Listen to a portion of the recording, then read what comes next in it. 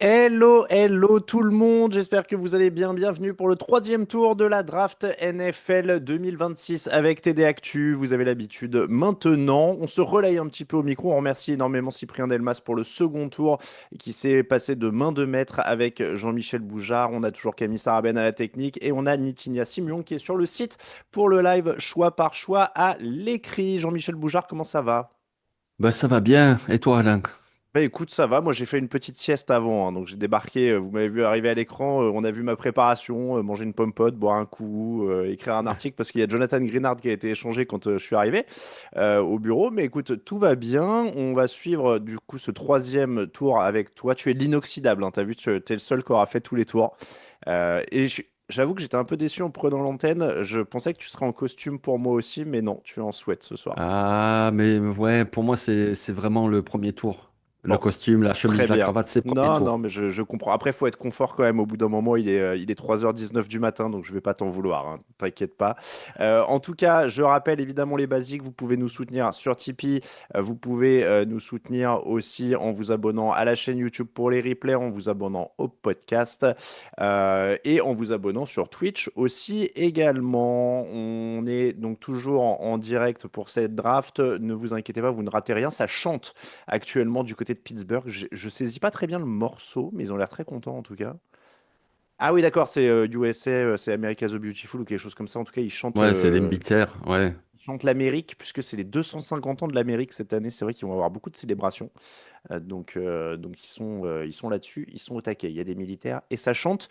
Donc on ne rate pas encore le choix des Cardinals. Jean-Michel, alors là vous étiez entre méga experts. Ah oui, alors je rappelle juste dernière pub aussi. N'oubliez pas qu'on a un voyage qui se prépare pour Los Angeles avec Hard Work Trips en partenariat. Je vous mets le lien dans le chat. Il reste quelques places, moins d'une dizaine pour ce voyage à Los Angeles. Il y aura match au SoFi Stadium, possibilité de jouer aussi sur la pelouse du SoFi Stadium. Donc vraiment un gros, gros souvenir. Et pourrait y avoir des options en plus d'aller voir un petit match à San Francisco ou un match à Las Vegas en plus sur le trip. Donc ça va être très, très sympa. Bonjour au chat, en tout cas, euh, depuis quelques minutes que je suis arrivé. J'espère que vous allez bien. Gridacham, Filou, Galacdul, Spoog, Boussa Viola et tous ceux qui sont là. Comme l'a dit Cyprien, vous êtes quasiment 200 encore à nous suivre à cette heure très avancée de la nuit. On part donc sur les Cardinals. On part sur les Cardinals. J'ai un message de Cyprien sur notre chat interne qui m'avait pas entendu quand on discutait. En tout cas, merci à lui. En tout cas, oui, je suis en pleine forme parce que moi, je me réveille, hein. J'ai réussi à caler le 22h30, 2h, tu vois. Euh, Vite fait. Vite fait. Bon, en tout cas, les Cardinals, le choix a été fait. Les besoins des Cardinals, Jean-Michel, on est sur quarterback, ligne offensive, un peu partout. C'est quoi aujourd'hui ce qui reste de mieux? Alors, je vous ai entendu parler de German McCoy en boucle. Eh ben, écoute, je vais pas te laisser le temps. Je vais annoncer le choix tout de suite et on le débriefera dans la foulée avec le 65e choix annoncé par James Conner.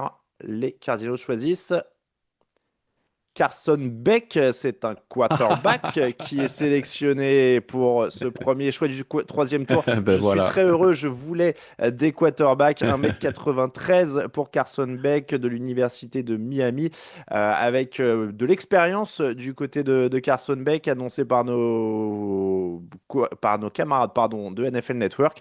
Jean-Michel, premier quarterback de la soirée, il est pour les Cardinals. Est-ce que c'est un bon choix? Je suis pas certain. En fait, quand on a commencé la prise d'antenne, ou peut-être que c'est juste avant, c'était la blague que je faisais avec Cyprien. Tu vas voir que les Cardinals, ils vont prendre Carson Beck au deuxième tour. Ben non, finalement, ils le prennent au troisième tour. Alors oui, ils ont un besoin d'un quarterback. Après, voilà, c'est quelqu'un qui était une grosse recrue lycéenne, qui a commencé à Georgia. On avait beaucoup d'espoir sur lui. Il a vraiment déçu. Alors après, oui, il a de l'expérience parce que ça fait 4 ou 5 ans qu'il est à l'université. L'année dernière, avec l'université de Miami, il a été bon. Bon, c'est-à-dire quoi? C'est-à-dire qu'il a un bon bras, qu'il sait faire les bonnes lectures. Par contre, c'est vraiment ce qu'on appelle une statue. Il est très, très immobile. Donc non, il gagne aucun yard avec ses jambes. Et puis même, quand il faut se déplacer un petit peu dans la poche, ben, c'est pas ça. Donc, en NFL, il sera sous pression et ça risque de pas donner grand-chose. Donc après, qu'est-ce qu'ils ont à perdre? C'est le troisième tour. Ils ont Jacoby Brissett, ils ont Garland Minshew. Allez, ajoute Carson Beck et on verra bien ce que ça donne. Mais bon, de là à se dire ils ont trouvé leur titulaire du futur, je suis pas sûr. Bon, 1m93, 97 kilos, 16 matchs la saison dernière pour 3813 yards, 30 touchdowns, 12 interceptions. La position estimée dans la draft sur la fiche qu'avait fait Victor sur le site, c'était deuxième, quatrième tour. Donc on y est pile, on est au troisième. Et le titre de l'article, clairement, ça résumait complètement ce que tu dis, c'est le grand immobile. Donc on pouvait Ouais. pas avoir mieux. Le grand immobile pour Donc il Carson passe de Beck. Kyler Murray, le petit rapide, C'est au vrai. grand immobile. Voilà, C'est c'est. Ah, c'est vrai que là, il y a clairement, il y a clairement. Alors, il y a Cyprien qui dit si c'est Beck, je reviens faire cracher le live. Il a dit Ah ben. ça 2 minutes avant le choix. Et ben, visiblement, voilà, il avait raison. Le choix des Broncos s'est fait. Alors, évidemment, on vous le dit, ça va aller plus vite. On accélère encore là dans ce troisième tour. On est passé à 5 minutes par choix, donc ça va aller en mitraillette parce que on est déjà sur le podium pour annoncer le choix des Broncos. Alors, c'est TJ Ward, le defensive back, l'ancien defensive back, hein, 2014-2016 pour les Broncos, et qui évidemment, ah oui, qui était là pour le titre de 2015-2016. Avec le 66e choix de la draft, les Denver Broncos choisissent Tyler Onyedim de Texas A&M. Le defensive tackle, 48 plaquages, 2,5 sacs en 2005, en 2025, pardon. Il avait joué ses 4 premières saisons du côté d'Iowa State. Tyler Onyedim qui fait 1m93 pour 134 kilos. On va donc chercher de la défense et du muscle, Jean-Michel. Oui, c'est ça. Et c'est un défensif tackle. Allez, vous savez, on va commencer à expliquer certains termes. Le 3-4 defensive end. C'est-à-dire quand il y a trois hommes de ligne sur le premier rideau, eh ben, c'est un des deux, mais pas celui-là qui est au milieu. C'est un qui est un peu plus léger. Parce que oui, 135 kilos, je veux bien. Mais pour un homme de ligne défensive, il est plutôt du profil léger, pénétrant, agressif. Voilà, c'est ce type-là de defensive tackle. Très gros reach, nous dit Tactico sur le chat. Pour toi, il aurait dû partir beaucoup plus bas? Ouais, moi je l'attendais un tour après. Ouais, effectivement. Ok, donc on est allé chercher peut-être un peu haut du côté de Denver, mais ça correspond à un besoin. Ils avaient des besoins sur la ligne défensive. Oui, oui, après, bon, ouais, avec du Zach Allen déjà présent, avec du Malcolm Roach, je suis pas certain que c'était vraiment leur besoin. Après, bah, le joueur leur plaît, a priori. Mais c'est vrai que c'est pas la direction que j'aurais pris. J'aurais peut-être allé plus sur un linebacker, par exemple, ou même rajouter encore un receveur pour Bonix. C'est un bon joueur, mais voilà. Et alors, quand je disais que c'était mitraillette, on a déjà les Raiders au podium devant le micro, et ça Ben, enchaîne. Avec le choix 67 annoncé par Matt Millen, les Las Vegas Raiders choisissent Kieran Crawford de Auburn. Kieran d'accord. Crawford, qui est un edge rusher et qui était dans la troisième team All-SEC en 2025. Et il a commencé le football sur le tas, hein, Kieran, pardon, Crawford. Est-ce que c'est un bon choix pour ton équipe, Jean-Michel? Bah, je suis pas certain que c'était le besoin parce que quand même tu as déjà Mac Crosby, tu as déjà Kwity Paye que tu as recruté. Il y avait déjà des pass rushers. Vraiment, moi j'attendais pas du tout à ce poste-là alors qu'il y a vraiment d'autres faiblesses. Donc après le joueur, moi je l'aime bien et je pensais que c'était un joueur du troisième tour. Donc ok, on est pile poil, mais voilà, tu avais déjà Malcolm Kuntz aussi. Donc pourquoi récupérer encore un pass rusher? En tout cas, 22 ans, 1m93, 115 kilos pour Kieran Crawford, 5 sacs l'an dernier avec la fac d'Auburn. Il était senior, mais 22 ans, ça reste raisonnable vu Oui, la oui, taille de certains cursus universitaires oui. actuels. Ça part dans tous les sens, c'est difficile de prédire ce qui va se passer, nous dit Tactico. En tout cas, les Eagles ont déjà fait leur choix aussi, mais les Américains partent à la pub, donc on va avoir un petit peu de temps pour se reposer. Mais c'est sport. Moi, vous m'avez fait venir pour celui où ça enchaîne. Là, j'avais l'habitude des premiers tours où on avait 15 minutes pour parler. Là, j'arrive, on a à peine le temps de se poser, de se dire bonjour, qu'il y a déjà trois choix qui sont faits. En Ouais. tout cas, Carson Beck, quarterback pour les Cardinals, Tyler Onyedim pour les Broncos, defensive tackle de Texas A&M, et Kieran Crawford, edge rusher de Auburn pour les Raiders. Bonsoir à tous, c'est Cyprien qui vous parle. Sachez que tout va bien, j'entame ma deuxième bouteille de spiritueux, nous dit Cyprien sur le chat. Bon, C'est l'effet Carson Beck, ouais. c'est l'effet Carson Beck, visiblement, c'est pas le quarterback qu'il attendait. C'est vrai que je sais qu'il aimait bien Ty Campbell en plus. Donc, voir Ty Campbell aux Rams d'un côté et en plus un quarterback qu'il aime pas Ty pour son Simpson, équipe. ouais. Ty Simpson, qu'est-ce que j'ai dit? Ty Crawford? Je sais. Campbell, Ty Campbell, ouais. Ty Simpson, on est dans les noms ricains standards, tu vois, Simpson, Campbell, on y est presque. oui. Les Eagles arrivent en tout cas, ils ont besoin de monde sur les lignes, notamment, même s'ils viennent de faire venir Jonathan Greenard. Alors qu'est-ce que ça change, Jean-Michel, d'avoir Jonathan Greenard? Ah ben je pense que là, au niveau du pass rush, ça va, ils ont ce qu'il faut, puisqu'ils ont déjà Nolan Smith, ils ont déjà Jalynx Hunt, tu ajoutes Jonathan Greenard, à mon avis, à ce niveau-là, c'est bon. Si on parle de ligne, ça serait peut-être plus sur la ligne offensive, parce qu'ils ont beaucoup, enfin, Landon Dickerson qui se blesse beaucoup, un Cam Jurgens qui a pas tout à fait montré le développement qu'on attendait, et puis un Lane Johnson qui est vieillissant.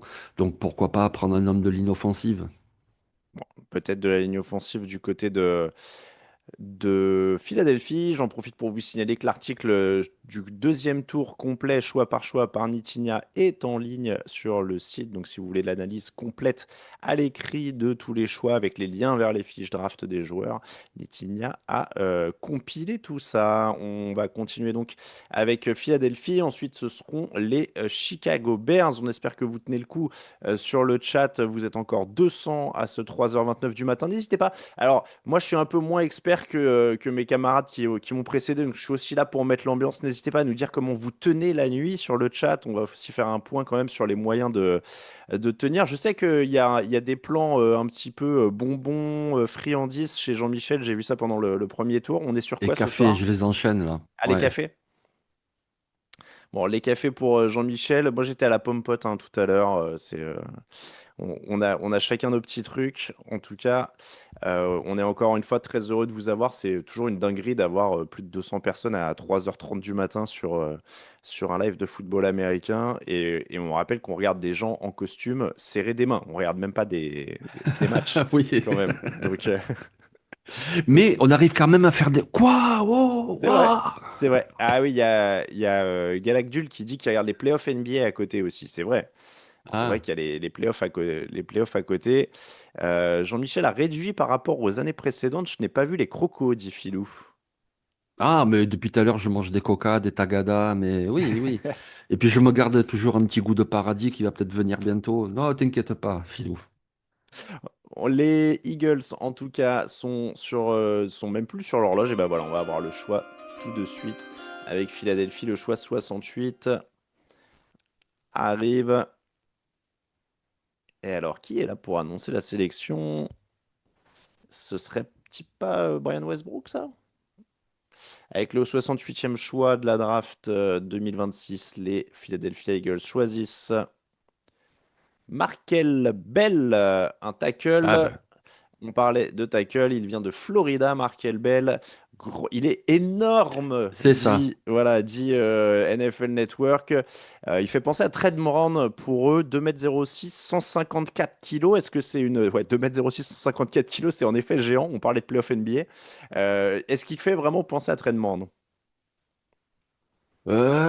Physiquement, oui. Après, voilà, c'est développement technique qui est vraiment pas au point. Mais sinon, oui, c'est un immeuble. Donc déjà, rien que pour le contourner, c'est compliqué. Après, c'est pas un joueur vraiment abouti. Mais Hmm. on est au troisième tour. Et puis, c'est les Eagles. On sait qu'ils ont souvent une stratégie. Première année, rookie, tu joues pas beaucoup, tu apprends l'entraînement, on comptera sur toi l'année prochaine. Donc, justement, il a tout le potentiel physique du monde et tu le fais travailler et peut-être ça deviendra ton tackle droit pour l'année prochaine. Il jouait donc tackle droit avec l'université. Enfin non, tackle gauche avec l'université de Miami, mais il a le profil tackle droit. C'est un immeuble, c'est un gros puissant. Il faut qu'il se développe un peu techniquement. Il a 21 ans seulement en plus, hein, donc il y a vraiment du temps. C'est la soirée des coups de vieux de plus en plus, la draft pour nous. Il est né en 2004, Ah, bah, figure-toi. oh, Je sais putain, ouais. pas si tu te rends compte de ce... On se rappelle de ce qu'on faisait en 2004, nous, tu vois. On était là, genre, bah ouais. Oh là là. Ouais, ouais, ouais. Il est né en 2004, Mark Bell en tout cas. Et ça fait une armoire normande, comme le dit très Hades sur le chat. Alors que Ah les oui. Bears sont déjà sur le podium pour annoncer ce choix. J'ai l'impression que c'est Devin Hester qui est là pour annoncer. Et ils sont accompagnés par Roger Goodell, oui. Et il y a un jeune homme ouais, qui est avec eux. Oui, non, pardon, c'est pas Devin Hester. Je l'avais vu dans les annoncés, mais c'est pas lui à ce moment-là. Là, c'est il représente une association. Ouais, c'est une association d'aide aux enfants, de mentors, etc. On va les laisser présenter.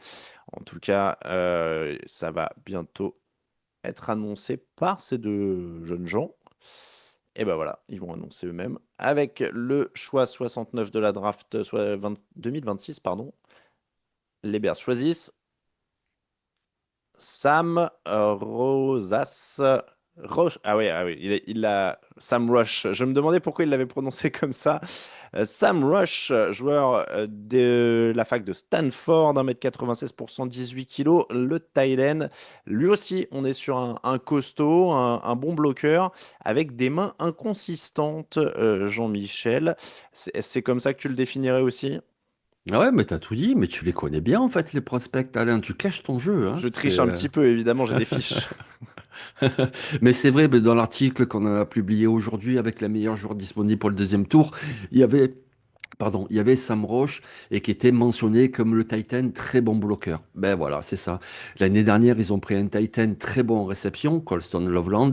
Eh ben, il le complémente, il le complète avec un Sam Roche qui est lui, oui, il faudra pas trop lui demander de courir des tracés, d'attraper des ballons, mais ça sera pas son rôle. Son rôle, ce sera plutôt d'aider à faire des blocs pour le jeu aux courses et d'aider aussi en protection de Caleb Williams. C'est un très bon bloqueur. Il y a sur le chat RN Jagger qui fait justement remarquer, ils ont déjà Loveland et Kmet. Alors, Kmet, il est peut-être sur le départ, nous dit Urizen. J'avoue que j'ai un Mais, trou mais sur. Mais les deux, ils sont quand même plus spécialisés en réception. Alors, Kmet, je veux bien qu'il fasse aussi un peu du bloc, mais Roush, c'est vraiment le Titan bloqueur. Ouais, en tout cas, Kmet disait qu'il était de retour hein, il y a quelques jours dans le Chicago Sun-Times. Donc, a priori, il y aura beaucoup de tight ends du côté de Chicago. Ça enchaîne. Les 49ers vont annoncer leur choix. Et les 49ers, avec le 70e choix, choisissent Romelo Height, un defensive end de Texas Tech. Romelo Height qui joue dur et qui est dynamique, si je comprends bien, Jean-Michel. Oui, ben on avait un peu évoqué lors de leur choix au second tour. On se disait pourquoi pas un defensive end, un pass rusher. C'était d'ailleurs une proposition dans le chat et on disait oui, c'est une option. Et on pensait justement quelqu'un de très rapide. On va mentionner Cassius Showell au deuxième tour. Ben là, c'est Romeo Lloyd qui a à peu près le même type de profil, c'est-à-dire le edge rusher qui joue debout, qui est plutôt léger pour cette position, mais très explosif, très rapide. Et la particularité de Romeo Lloyd, c'est qu'il a déjà 24 ou 25 ans. C'est ce que Donc j'allais te le demander, ouais, s'il y avait désavantage, de la marge ouais. encore. Le désavantage, c'est que a priori, ce que tu vois maintenant, c'est ce que tu auras. Il y aura guère plus, oui, à progresser, mais un petit peu. Mais par contre, l'avantage, c'est qu'il est prêt tout de suite. On l'a vu l'année dernière, il a déjà des mouvements, il sait déjà s'y prendre, il a beaucoup de situations de jeu, et c'est donc un pass rusher très explosif, très rapide, complètement différent de leur choix de l'année dernière, Michael Williams, qui est plus costaud. 10 sacs la saison dernière pour Romelo Height, 1m91 pour 109 kilos. Et tu le disais déjà, 25 ans. Lui, il est né le 13 avril 2001 et on continue de reconstruire la défense un petit peu du côté de San Francisco. Tu le disais, il faut redynamiser quand même un peu ça. Ça a été longtemps leur point fort, notamment quand il y avait Robert Saleh. Il faut relancer un peu la machine. Oui, c'est ça, exactement. Et avec un joueur qui est très dynamique et qui est très complémentaire de Bossa, de Michael Williams. L'année dernière, ils ont pris aussi à l'intérieur avec Alfred Collins. Et donc, du coup, oui, bah, il se régénère tout simplement, hein. En tout cas, le choix a l'air de plutôt plaire sur le chat, hein. Je vois Round 2 notamment, joli pic aussi pour Argento. C'est plutôt bien accueilli ce choix de Romelo. de Romelo Height. Il va falloir s'habituer à certains nouveaux noms en NFL et certaines prononciations. Romelo White est donc sur l'effectif maintenant des 49ers. Les Commanders, il y a enfin une petite pause. Les Commanders sont sur l'horloge, ils n'ont pas encore choisi. Donc on a quelques minutes pour se remettre du côté de Pittsburgh où la draft se tient. On salue en plus du côté de Pittsburgh, il y a du monde, il y a des Français, hein. Il y a les Saints qui ont le super fan international de l'année, qui est français. Je suis désolé, j'ai un trou sur son nom, mais je les ai vus très actifs sur les réseaux sociaux et on espère qu'ils passent un bon moment. Et puis en termes de France, on a aussi appris hier que Nadir Ifi du Paris Basketball annoncera un choix de la draft depuis Paris sur le toit de la maison de la radio. Donc je suppose que c'est pour avoir la vue sur la Tour Eiffel qui est derrière. euh, au moment du choix. Et il annoncera un choix donc dans la journée de samedi. Donc ce sera un petit événement français supplémentaire parmi tous ceux qui se sont passés ces derniers temps. J'ai l'impression que tu apprends pour Nadirifi et la vue sur la Tour Eiffel, Oui, Jean-Michel. ouais, je savais pas. Mais c'est très bien, c'est très T'as vu? bien. On est Ouais, de ouais. plus en plus. On n'aurait jamais pensé voir autant de France en NFL il y a quelques années, quand même, pour la draft. Je crois qu'il Bah, y avait qu'il déjà fasse la une. draft à Marseille, ce sera encore mieux. Voilà, Ouais, venez. franchement. Mais alors, tu vois, quand on parlait de. Souvent, ils disent Super Bowl délocalisé, etc., etc. Ça me paraît impossible. Autant la draft, c'est pas impossible à délocaliser, tu vois. Ouais, ça m'étonnerait aussi, parce que quand même chez eux, c'est un gros événement, ça l'est Ouais, déjà ouais. pour nous, donc t'imagines là-bas. Mais Ouais. oui, ça serait vraiment extraordinaire. Mais tu vois, dans l'idée, après, le problème, c'est pour l'horaire, comme maintenant, elle est en prime time, mais bon, c'est un peu le souci. À une époque, on rappelle, toi, tu as connu aussi, il y a quand même une époque où le premier tour, il Oui, commençait à 18 h en France ou un truc comme ça. Et on c'était enchaînait parfait. avec le deuxième tour derrière. Notamment la fameuse draft de Jamarcus Russell, moi je me rappelle, ça commence à 18 h ou un truc comme ça. Donc bon, on n'y est plus. On passe aux Commanders, ils ont besoin de receveurs, ils ont besoin de ligne offensive, ils ont besoin de pas mal de monde. Si je comprends bien, bah, c'est pas pour eux, Jermon McCoy, parce que cornerback, ça pourrait. Bon, peut-être pas, hein. Oui, ça pourrait, mais a priori, comme tu dis, c'est pas la priorité. Là, il reste des receveurs très intéressants et ça serait quand même vraiment bien d'entourer un petit peu mieux que ça Jaden Daniels, parce que je trouve que l'escouade de receveurs, ouais, c'est quand même un petit peu léger. Luke McCaffrey, Taylor Burks, aux côtés de Terry McLaurin, ça manque encore. Et il y a de quoi. Là, il reste des bons receveurs de troisième tour. Alors, Zacharian Aussi. Branch, Chris Brazel notamment, ça pourrait faire l'affaire. Oui, Malachi Fields également, Antonio Williams. C'est assez profond au niveau des receveurs. Il y en a même un qui est très intéressant qui s'appelle Chris Bell, qui est vraiment un très bon joueur. Le souci, c'est qu'il est actuellement blessé. Voilà. Mais si tu veux tenter le pari au troisième tour en te disant il va revenir de blessure, sur son niveau pur, ça ferait vraiment un très bon joueur. En tout cas, Zacharian Brown, j'ai une comparaison NFL avec Xavier Worthy, Chris Brazel avec Christian Watson, pour vous donner un petit peu une idée. En tout cas, le choix arrive du côté de Pittsburgh. Allez, on a un nouveau au micro. C'est Mark Rypien, évidemment, l'ancienne légende de Washington, titré avec eux. Évidemment, il remercie Pittsburgh. Il est bon joueur, puisque on est sur des franchises historiques. Les Steelers, c'était quand même rivalité. Enfin, pas rivalité directe, mais c'était des équipes qui gagnaient des titres, on va dire. C'est vrai. Alors, on va remercier encore des gens. C'est- Ah oui, alors.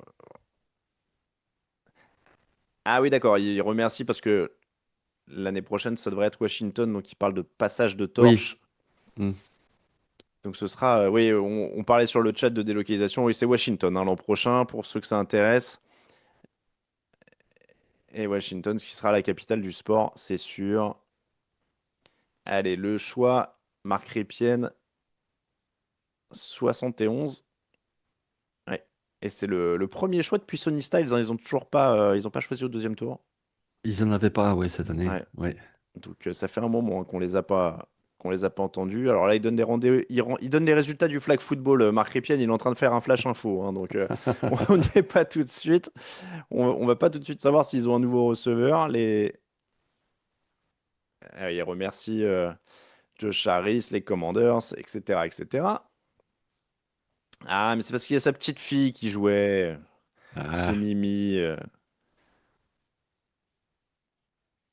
Ah oui, d'accord. Donc Voilà, il fait la promo du flag football féminin au niveau lycée, parce que visiblement, il y a sa petite fille qui joue. C'est un honneur pour lui d'annoncer le choix 71 des Washington Commanders, qui est... Alors non, il est reparti sur autre chose. Oh papillo. Il reparle de Sonny Styles. Il se fait siffler. Allez, les Dan Quinn et les Commanders choisissent en attaque. Antonio Williams, un receveur justement, tu parlais de lui, receveur de Clemson, Antonio Williams, qui a été le leader en réception de Clemson ces 2 dernières saisons. Plus rapide, alors plus quick que fast, disent nos camarades américains. Comment t'expliquerais plus quick que fast? Ben, plus vif que rapide. Ouais, bien vu, Et je vais voilà, te cherchez le, le quick. Ouais, et je te le développe un tout petit peu. Ça veut dire que dans les petits espaces, notamment ce qu'on appelle dans le slot à l'intérieur du terrain, changement de direction très soudain. Une fois qu'il a attrapé le ballon, hop, il accélère, il va très vite. Ça, c'est être vif. Alors que la rapidité, c'est davantage le receveur qui part en sprint tout droit avec une super pointe de vitesse. Voilà. Il a une bonne pointe de vitesse aussi, bien entendu, mais il est surtout très vif dans les petits espaces. Enfin, j'avais un espoir avant que tu dises il est aussi rapide. Je me disais j'ai peut-être une chance de le prendre sur 40 mètres, mais non, alors quand même. Il est Ouais, vif quand et même pas. rapide quand même. Ouais, ouais, quand même, ouais. Il fait 1m80 pour 86 kilos. Il a 21 ans, Antonio Williams. 604 yards et 4 touchdowns sur 55 réceptions la saison dernière avec Clemson. Il vient donc se rajouter au groupe de receveurs de Washington. Ça commence à faire quelques cibles quand même pour Jaden Daniels, non? Ben voilà, c'est ce qu'il fallait, c'est ce qu'il fallait. Ils ont un costaud avec Burks, ils ont le très bon McLaurin. Maintenant, tu rajoutes le très vif Antonio Williams, ça commence à être intéressant. Et ça enchaîne avec les Bengals. 72e choix. Takario Davis, cornerback de Washington. Takario Davis, grand cornerback qui Hmm. joue en presse comparé à Rick Woolen pour les spécialistes de NFL Network. Je cite ma source. Jean-Michel, un nouveau cornerback donc pour les Bengals. Oui, bah, il y avait ce besoin. En plus, ce qui est intéressant avec ce joueur, c'est comme tu l'as dit, il est très grand. Parce que quand tu regardes les cornerbacks des Bengals, il y a DJ Turner, qui a fait une bonne saison l'année dernière. Il y a Daxton Hill, qui est plutôt pas mal aussi. Mais ce sont deux cornerbacks qui manquent de taille, justement. Et là, tu ajoutes un cornerback qui, lui, est très grand. Takario Davis, il y a à peu près 2 ans de ça, justement, par rapport à sa taille et ce qu'il montrait, tout le monde a commencé à s'enflammer en se disant, celui-là, ça peut être un futur premier tour. Et la progression a été, on va dire, linéaire. Voilà. Elle n'a pas continué à monter. C'est pour ça qu'il est au troisième tour. Mais gros potentiel, notamment athlétique. Et puis en plus, ben, complémentaire. Et comme les Bengals, ils ont des besoins de partout en défense, ben, écoute, c'est pas mal. Enfin, une arme anti-Tiden, dit Boomer sur le chat. Oui, oui, ça peut, parce que c'est un cornerback, mais tu peux aussi le rentrer à l'intérieur, justement, pour défendre un Titan. Ou sinon, pour défendre des grands receveurs que tu peux rencontrer. Petite frustration du côté du chat pour Joe Bureau qui reçoit toujours pas d'homme de ligne offensif pour le protéger. Il n'y avait pas de la matière là à ce niveau de la draft. Non, là, vraiment, il reste plus grand-chose. Oui, il reste toujours un ou deux guards intéressants, mais il n'y a plus de tackle. Et puis, le point faible des Bengals, c'était vraiment, vraiment, vraiment la défense. Donc, du coup, deux choix défensifs, ça me choque pas. Les Saints sont désormais sur l'horloge et ils annoncent le choix de Oscar Delp, tight end, avec la 73e sélection. Oscar Delp, pardon, tight end d'1m96 pour 111 kilos. Université de Georgia, 70 réceptions, 854 yards et 9 touchdowns en carrière. Grand joueur et une cible de plus, Jean-Michel, pour les Saints dans cette draft. Oui, c'est ça. Après le receveur Jordan Tyson hier. Après, tu parles de cible. Il faut savoir que Delp, c'est avant tout un bloqueur, mais qui a du potentiel à la réception. Mais pour l'instant, c'est un potentiel encore en développé. Par contre, en tant que bloqueur, il est déjà très, très bon.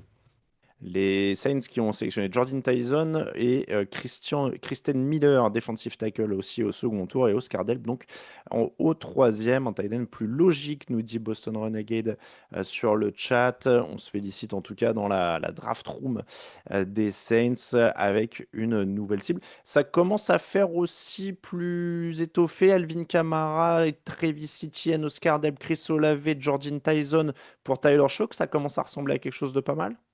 Oui, surtout qu'en plus, il avait plutôt une bonne ligne offensive. En tout cas, les 5 joueurs sont bons. Après, à voir comment ils vont fonctionner ensemble, c'est ça une ligne offensive.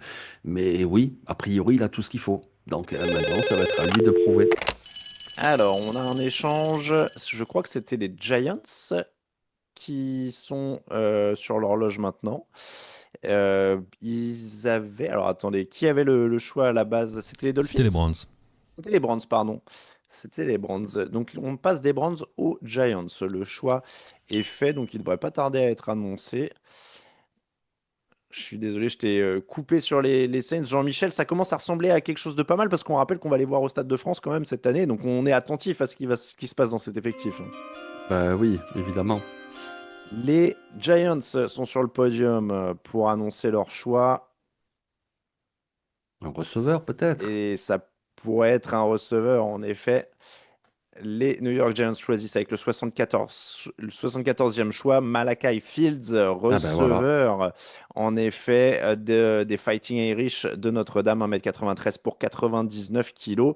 C'est un costaud comparé à Michael Pittman Jr. Qui est bon sur les duels. Oui, c'est ça. Je vais commencer par pourquoi il est au troisième tour et pas avant. C'est parce qu'il manque un peu de vitesse, un petit peu d'explosivité. Par contre, pourquoi il est quand même au troisième tour et qu'il est très intéressant, c'est parce qu'il est grand, costaud et qu'il a des mains fiables. Il relâche pas les ballons. Donc du coup, c'est vraiment très complémentaire d'un Nabers qui est beaucoup plus vif et rapide.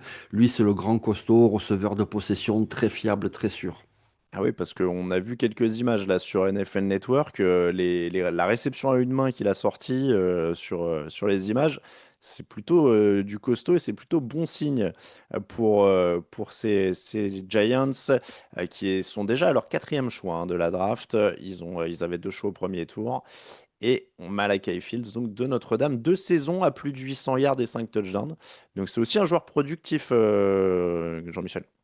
Oui, oui, c'est pas un vrai receveur numéro un si tu veux, mais par contre c'est vraiment ton receveur 2 ou 3 qui est très fiable. Voilà, très bonne main. Il crée pas énormément de séparation, mais c'est pas très grave parce que si le catch est contesté, il sait s'imposer avec son physique.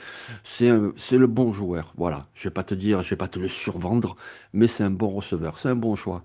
Merci à Wadekef sur le chat pour la compensation de l'échange. Les Browns ont obtenu les choix 105, 145 et un choix du quatrième tour en 2027 en échange de ce choix 74. Donc ça fait quand même quelques choix en plus pour Cleveland, qui a besoin de choix évidemment pour continuer à se reconstruire, reconstruire. En tout cas, c'est à Miami de choisir. On est sur les équipes prestigieuses là qui enchaînent. Giants, Dolphins. Ensuite, ce sera Steelers. Donc on est sur des équipes à plusieurs titres. Et il y aura même les Buccaneers après qui ont un titre. Les Colts aussi qui ont un titre. Et les Falcons qui arrivent. Les Falcons, on les a pas beaucoup vus dans cette draft. Je suis en train de me demander. Oui, il y a eu un choix du deuxième tour. Excusez-moi, c'était pendant ma sieste. Mais ils n'ont eu qu'un choix pour l'instant du côté de Pittsburgh. Les Giants, je le disais, Jean-Michel, ils ont déjà fait plusieurs choix. Pour l'instant, est-ce que c'est une bonne draft d'après toi? Harvey Reese, Francis Mayoga, ils ont complété avec Colton Hood, le cornerback au second tour, et là, Malachi Fields. Il y en a un peu pour tous les goûts, hein. Il y a de la ligne offensive, les défensives, un cornerback, un receveur. Oui, moi ça me plaît. Et puis ils ont pris surtout, tu vois, 4 joueurs et 4 joueurs qui ont montré sur les terrains universitaires. Mm. Tu sais, Et des fois, ils prennent des joueurs qui produisent pas forcément, mais des qualités athlétiques, ceci, cela. Là, on sent que vraiment que John Harbaugh il dit non, non, non. On va prendre un petit peu des valeurs sûres, vraiment des joueurs qui vont. Je vais commencer à construire mon effectif avec ces joueurs qui ont montré sur les terrains universitaires. en l'état, en tout cas, il ne leur reste plus que 3 choix. On ne les reverra pas avant le sixième tour, les New York Giants, après les échanges. Donc, ils sont 4, ça fera 7 choix, mais étalé puisque leurs 3 choix restants, ils sont tous au sixième tour en fait. Il leur reste 3 choix au sixième tour. Le prochain choix, c'est pour Miami. Là aussi, c'est une équipe qui a beaucoup de besoins, Jean-Michel. Il y a eu un grand ménage pendant l'intersaison. On a changé de coach, on a changé de quarterback, on a envoyé Jalen Waddle ailleurs. Qu'est-ce qu'on fait? On se reconstruit justement d'abord sur ces postes de receveur. Est-ce qu'on reprend sur les lignes? Comment on peut aller n'importe où? Là, j'ai l'impression meilleur joueur disponible, non? Ouais, mais quand même, receveur. Il en faudrait un quand même. Tu peux m'en nommer un actuellement dans Zachary. l'effectif? Ah, dans les effectifs des Dolphins. Ouais. C'est difficile, hein. C'est difficile. J'allais te Et dire, oui. je me rappelle qu'ils ont fait un trade ou une signature d'un ancien sur la free agency où on se disait oui, ça fait ça fait des corps, quoi. Mais Ouais, Jalen Tolbert peut-être, tu vois, ouais, mais il y a personne. Vraiment, il en faut au moins un. Là vraiment, s'ils prennent une autre direction que receveur, alors qu'il en reste quelques-uns là de plutôt intéressants, ça serait quand même très surprenant. ah Ils ouais, ont des besoins de partout, comme tu dis, mais c'est avant tout receveur. tu m'as collé, c'est un bon quiz à faire dans le chat. Si vous arrivez à, Ah oui, sans regarder, nous nommer des receveurs ouais. de Miami, franchement, c'est costaud. J'allais dire éventuellement un tight end, mais même les tight ends, c'est pas incroyable, hein. C'est là leurs 2 premiers gars, c'est des gars qu'ils ont signés pendant la free agency. Alors voilà, Malik Washington, mais ça c'est Cyprien, il est calé. Voilà. Sinon c'est Jalen Tolbert, Tutu Atwell, Taj Washington, Theo Wease, Terrace Marshall. Ouais. Donc pitié Miami, pensez à vos fans. Eh oui. Je souffre assez la stop please, dit Silvers. Donc oui, Tutu Atwell, c'est quand même pas, c'est pas vraiment une garantie à l'heure actuelle. Donc les Dolphins, en tout cas, le choix est fait et il y a quelqu'un qui nous arrive pour l'annoncer. Rebonjour, nous dit Dwight Stevenson. Avec leur choix, les Miami Dolphins choisissent un receveur, ça y est, Caleb Douglas de Texas Tech, justement. Caleb Douglas, qui était dans la deuxième All-Team Big 12, pardon. 7 touchdowns en 2025, 846 yards à la réception. Il fait 1m93 pour 93 kilos. J'ai pas souvenir que c'était un des premiers qu'on ait nommé tout à l'heure dans les receveurs qui restait, Jean-Michel, hein. Non, pas du tout. Oui, pas du tout. Après, c'est un bon joueur, mais oui, effectivement, quand on fait chacun un petit peu son ranking par position, et j'en avais au moins trois ou quatre avant lui minimum. Donc, Donc, après, c'est c'est un reach ou c'est... Après, ça peut être un reach, mais c'est aussi ce qu'on expliquait hier pendant le live du premier tour, c'est que nous, on regarde avec des yeux neutres, juste par rapport à une valeur de joueur, et on peut avoir raison ou se tromper. Eux, quand ils observent un joueur, ils observent par rapport à ce qu'ils veulent mettre en place. Et peut-être que ce joueur-là, Caleb Douglas, correspond davantage que un Chris Brazel, par exemple, à ce qu'ils veulent mettre en place. Donc pour eux, ça leur paraît plus pertinent. Parce que sinon, en valeur de joueur, Caleb Douglas, oui, cinquième tour, ça me paraissait bien. Troisième tour, il me semble qu'il y a des receveurs un petit peu plus talentueux avant lui. Il y Elijah a, Sarah, Ted Hurst, Dejan Burks, Skyler Bell, Bryce Lance, en fait, je peux t'en citer au moins 5 ou 6 avant lui, mais ah bon, bah, après. visiblement, hein, t'es pas le seul, hein. Sur le chat, Boussa Viola nous dit j'ai 10 receveurs sur mon board qui va jusqu'au quatrième tour, mais pas celui-là. Mais ouais, Si c'est pour sélectionner des joueurs comme ça, descend, nous dit Nitinia. Mais stop Rich Miami, dit Silvers. Enfin, là, pour le coup, le Rich de fou pour Urizen. Mort de rire, qui ça, dit Boussa Viola. Donc oui, visiblement, c'est pas un choix qui fait l'unanimité, loin de là. Pendant ce temps-là, ça chauffe de fou du côté de Pittsburgh, hein, énorme ambiance, parce que c'est le choix des Steelers. Donc on a sorti les Terrible Towels, ah, ça secoue les serviettes dans tous les sens, et on a 2 personnes qui viennent pour annoncer le choix des Pittsburgh Steelers. Eux, ils ont besoin de pas mal de choses, hein. On sait toujours pas vraiment qui est le quarterback de cette équipe d'ailleurs, bah puisque justement, pourquoi pas? En milieu de troisième tour, qu'est-ce que tu as à perdre? À prendre un ah Nussmeier bah de LSU ou un Drew Allard? Je te parle de deux quarterbacks eh là. ben Ouais. écoute, pourquoi pas, pourquoi pas. Moi, je suis là pour les quarterbacks. Je me suis levé, j'ai vu qu'il n'y en avait pas eu au Ouais. deuxième. J'étais genre, ah, je vais tous les avoir. Les Steelers avec Joey Porter et Joey Porter, les, Oui. le père et le fils. Avec le choix 76, les Pittsburgh Steelers ils choisissent un quarterback. Drew Allard de Penn State, 1,96 m pour 103 kilos. On a un deuxième quarterback. Drew Allard pour les Steelers. On rappelle, Aaron Rodgers n'a pas dit s'il revenait, donc il n'y avait pas grand monde dans l'effectif. Il a 22 ans, Drew Allard de Penn State. Drew Allard babyface, parce que vraiment, il a un visage de poupon sur les Ouais, photos qu'on voit. gueule d'ange. Il a joué que 6 matchs en 2025. Il s'est cassé la cheville au mois d'octobre. Donc, quarterback pour les Steelers. Est-ce qu'ils ont leur quarterback du futur, Jean-Michel? Ben ça peut, ça peut. Et d'ailleurs, tu vois, j'ai sorti le Bounty, là, je vais me le faire juste après, parce que moi j'aime beaucoup Droit à l'art. J'étais un peu tombé amoureux de lui après la saison 2024, qui était fantastique, fantastique. Pourquoi il est seulement au troisième tour? Ben parce qu'il a commencé 2025 en étant vraiment pas terrible, notamment sous pression, il faisait trop d'erreurs, et au bout de 6 matchs, il s'est blessé. Mm. Patatras. Mais par contre, pourquoi il pourrait devenir le quarterback du futur? Ben, ce qu'il avait montré avant, les saisons 2023 et 2024. Il a montré quoi? Il a montré quarterback très grand, très costaud, très gros bras, qui s'est lancé dans toutes les zones du terrain et notamment en profondeur. Quelqu'un de très intelligent, un leader, un combattant sur le terrain également, qui amène tous ses coéquipiers avec lui. Donc, beaucoup de potentiel pour l'avenir. Il y a encore un peu du travail à faire, mais oui, très intéressant. Et puis, ben, c'est Pittsburgh et lui joue à Penn State, donc dans le même état. Mm. Donc, ils l'ont vraiment eu sous les yeux.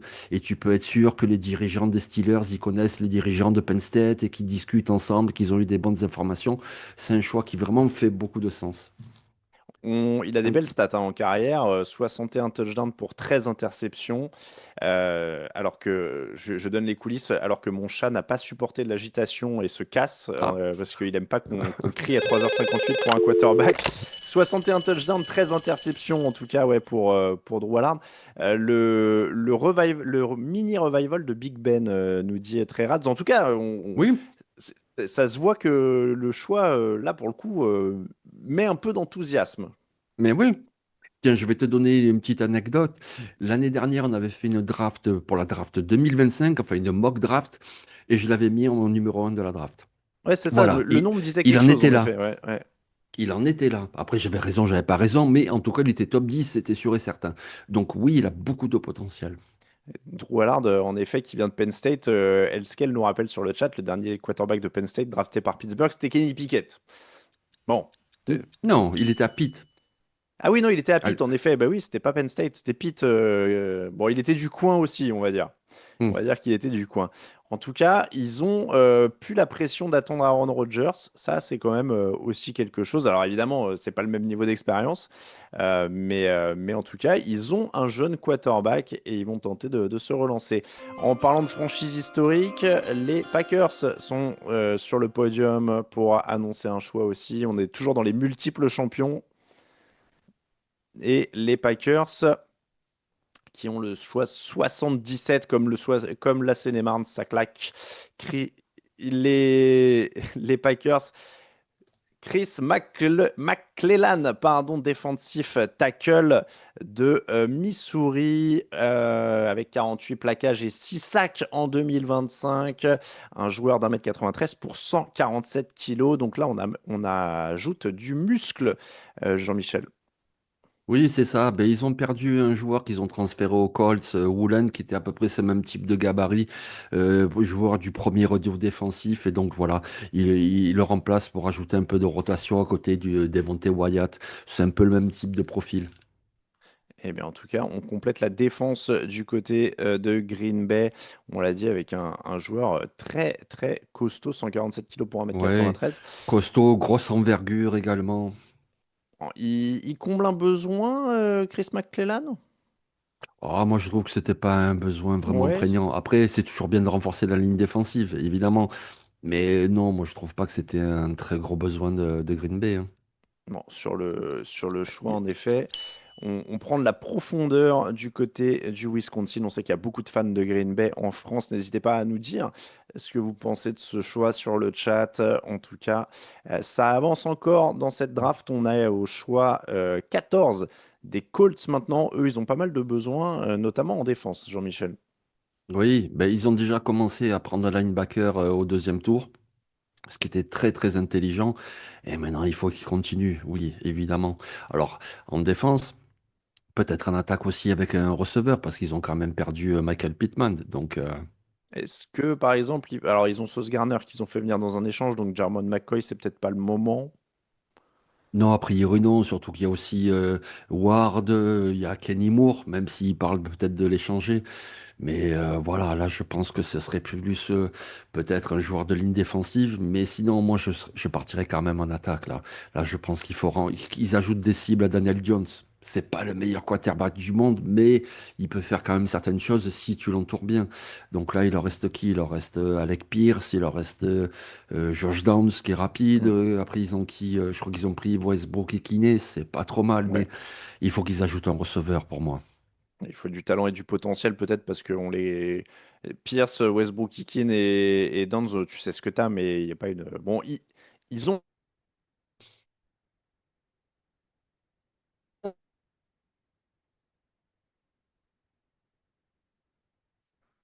Alors je sais pas ce qui s'est passé. Ah, Je moi sais non pas plus, qui mais a perdu qui, mais ouais. on a été hors antenne pendant une seconde. En tout cas, on est de retour. Donc ça a coupé au moment où je te disais, je voulais faire une blague. Je disais, ils ont quand même la Con Treadwell sur le banc, il y a du potentiel. Oui, bah ça va alors. Oui, la Voilà, il y a du Treadwell, potentiel. ben oui, Il est là depuis combien de temps, la Con Treadwell? c'est vrai, C'est un running gag du site. À chaque fois qu'on croit qu'il est plus là, il réapparaît, quoi. c'est vrai, c'est C'est vrai. incroyable. Il a 30 ans, je suis en train de vérifier. Il a 30 ans maintenant et il a joué pour les Vikings, les Falcons, les Jaguars, les Patriots, les Cardinals, les Seahawks et les Ravens. Donc il s'est construit une carrière en un sens. En C'est plus, il le... s'est pas fait trop mal, parce qu'il n'a pas eu des gros temps de jeu à chaque fois, hein. Non, c'est ça, je suis en train de regarder combien il a de réceptions, tu vois, en carrière. Il Ouais, a 111 réceptions en 10 ans. ouais, ben 10 en par 10 ans, ça fait pas an. grand-chose. Ouais, voilà. C'est Petite, petite moyenne. minimum syndical, et puis il prend Voilà, son petit chèque et ça va. il s'en fait 10 par an. Son plus gros total, c'était 35. Il a une saison à 35 avec les Vikings en 2018 et il a une saison à 33 avec les Jaguars en 2021. Depuis, c'est plus calme, hein. Il a 6 réceptions en 2022, une en 2023 et il n'a pas capté un seul ballon depuis 2023. Mais il a toujours des jobs. Il est malin. Il est malin. Il a un bon agent. C'est ce que j'allais dire. Il doit Il avoir a un un bon bon agent, agent, ouais, la ouais. Treadwell. Ouais, Il monnaie bien son gabarit, 1m88, 97 kilos officiellement, la Con. ouais. Bon, on a assez parlé de la Con Treadwell quand même. On en parlait en 2016. C'était un premier tour en plus, hein. Oui, mais c'est là-dessus aussi qu'il vit. C'est-à-dire que à Ole Miss, à l'université, c'était vraiment un gros prospect, comme on dit, c'était vraiment un grand espoir. Et donc, du coup, bah, il vit toujours sur ce truc. Ah, peut-être il lui reste encore des. Mais non, en fait. Et voilà les Colts pour l'heure de Alors, choix. Les Colts représentés par Pat McAfee, leur ancien punter devenu homme médiatique. 78e choix pour... Alors, il essaie de faire un tour de magie, Pat McAfee. On sait pas si... il met un mouchoir dans sa main et il va faire un tour de magie, si je comprends bien. Ah, c'est vraiment devenu un ouais. showman, Pat McAfee. Donc il a pas. Alors les Colts vont gagner le Super Bowl cette année, annonce-t-il. Visiblement, donc ils vont changer de quarterback. Ah, ah, ah. Waouh! Le En- mouchoir a en- disparu. ouais, le mouchoir a disparu. On a une carte, enfin. Allez, Pat McAfee. Alors, le choix 78 des Colts, live de Pittsburgh, on a compris. Alors, AJ Olsey, un safety de LSU pour les Colts.